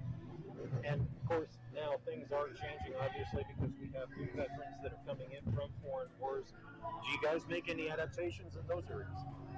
Absolutely. We're always looking at some of our younger veterans coming back. I myself am an Iraq War veteran, so I definitely understand some of the stuff that our newer veterans are going through. So, yeah, we definitely want to bring them into the fold and help them with the issues that they're facing. How do people get in contact with the VFW? www.iowavfw.org. All right, congratulations, guys. I appreciate it. Thank you so much for your time and your service as well, too. A.J. Taylor from the Hancock County Fairgrounds in Britt. Back after this on Mix 107.3. Stephenson Construction of Forest City. Looking to replace a door or some windows? Small remodeling jobs or just different odd carpentry jobs around your home or business? Call Denny or Jay Stephenson today at 585-3076. Good luck, Indians, from Stephenson Construction of Forest City. Waldorf University in Forest City. With scholarships available up to full tuition, athletics, fine arts, and over 35 clubs and organizations, you'll have the opportunity to find your passion while getting a world-class education. On campus or online, find support from a community that makes you feel at home. Find out more today at waldorf.edu. Advanced Door Systems of Forest City. Advanced Door Systems is your Raynor and CHI overhead door dealer. They also service any make or model of overhead door. Call 641-585-1900 or see them online at ads-doors.com. Advanced Door Systems, the right door, the right way. A&W Family Restaurant in Forest City. A&W has delicious burgers, cheese curds, onion rings, chicken tenders, and more, available daily from 11 a.m. to 9 p.m. Finish your meal with a tasty root beer float, shake, puller swirl, or soft serve ice cream. A&W Family Restaurant, where the food is as good as the root beer, Highway 69 North in Forest City. The Super Bowl at Forest City is open nightly for League and Open Bowling, with Cosmic Bowling Friday and Saturday nights, with karaoke Saturday nights as well. Enjoy food from the grill or delicious Bucchese pizza to complete your experience. The Super Bowl, Highway 9 East, Forest City. Larson Plumbing, Heating of Fertile is your Lennox dealer. They offer energy-efficient Lennox heating and air conditioning solutions for homes and businesses of all sizes. For complete plumbing service, call 797-2219 today. Larson Plumbing, Heating of Fertile, your Lennox dealer. Now, once again, here's the voice of the Indians, Zarin Eggesdahl. Back here to Forest City High School as the Indians are victorious evening by a final score of 43-6. Again, Forest City winning on night number 1 of the season for the first time since 2016. They do it in dominating fashion as they beat Lake Mills 43-6 today. Just all aspects from offense to defense to special teams. Forest City really just you don't find too many problems as a coach. You know, as a coach, obviously you guys find problems, but as a spectator, you don't see much. Yeah, there's not going to be a lot to to coach off of for Coach Moore. But like I said earlier, you know, as a coach, you're trying to keep your team grounded. You're never as good as you think you are, and you're never as bad as you think you are. But I'll tell you, and I think Mark Sanger said it to you in the coaches show this morning, there's nothing like being 1-0. In football, with it being you only got one game a week, you work all hard all off season, have your preseason. There's nothing like carrying that momentum from that preseason work, those 2-a-days, hot summer days, and then going out and executing on Friday night, or in this case Saturday afternoon, and being 1-0 going into week 2. Yeah, one other score to pass along. New Hampton is a district opponent of 4A City. They had some bad weather there at MFL Marmac, and they are trailing in the second quarter. Goodness gracious, 4:30. They're just in the second quarter, and MFL Marmac leads New Hampton 20-0, and they still have halfway to go in their second quarter. It's going to be well into the evening for MFL Marmac and New Hampton. But we have completed things here in 4A City. Let's take a look at some of those final stat lines here, and then we'll close things up. We got to get to community night. You should also be trying to get to community night. And again, we're going to hear from A.J. Taylor a couple more times this afternoon. First of all, 4A City scores 14 in the first, 8 in the second, 21 in the third. Lake Mills finds 6 in the third quarter, and 4A City wins 43-6. The final score in that one. Scoring plays, 11:44 to play in quarter number 1. Jack Thompson runs 55 yards. First play from scrimmage for the Indians. They lead 8-0. 4:39 left in the first period. It's Carter Brookoff, his first career touchdown pass to Kellen Moore for a 5-yard score. In the second quarter, number 13, Andy Olson, he finds his first career rushing touchdown for the Indians on offense as he runs 4 yards. It's 22-0. In the third quarter, Carter Brookoff runs for 1 yard and a touchdown. Now he's got 1 through the air and 1 on the ground for the Indians. It's 30-0. Bennett Berger passes to Logan Bacon for an 8-yard touchdown pass. It's 30-6 for a City with 4:08 to play in the third period. 3:51 left in the first period. Robe Berry scrambles for 42 yards and a 4A City score. 37-6 4A City. That sweet play for the Indians. Man, oh man, how good it was. At 55 yards from Thompson, 42 yards from Robe Berry. Kellen Moore also goes a couple of long runs on it as well. 43-6 after a 15-yard completed touchdown pass from Carter Brookoff to Truman Knutson. That play made by Knutson. It's a little swing out to him from Brookoff. He found the open man, and Truman Knutson did the rest of it as he goes and scrambles his way 17 yards for the 4A City score. 1:21 in the third quarter. Nobody scores in the fourth period, and 4A City wins. Again, some final stat lines for you. 5 completed passes, 2 of them for touchdowns, and 80 yards for Carter Brookoff. Andy Olson goes 13 times for 87 yards. Jack Thompson goes 5 times for 75 yards. Robe Berry goes 4 times for 58 yards. Kellen Moore goes 6 times for 53 yards. Yes, that is 4 4A City rushers. 4 4A City rushers go over 50 yards running for the Indians. Nobody runs it more than 14 times in the game to do so. Sam Clausen goes 8 times for 30 yards as well. And then we had 1 reception from 5 different receivers for 4A City. The only, actually 2 of them are in the air. Truman Knutson and Kellen Moore both score for 4A City. Seidel for 4A City, 5 solo tackles, 9 total tackles. 3 tackles for a loss for Truman Knutson. We knew that was going to be big for 4A City. We knew how good Andrew Snyder was on one side. How was Truman Knutson going to play football? I told Truman Knutson the difference in this game. I told you coming into this game, being from out of the area, as far as not a Forest City guy, but the thing I was excited to see was Knutson and Snyder on the edge, and then Helming and Hermanson on the edge for Lake Mills, and it lived up to the hype. Truman Knutson's the real deal. Forest City, that defensive line they got, with Snyder and Knutson anchoring the edges, and then they throw a lot of different guys in at the defensive tackle position.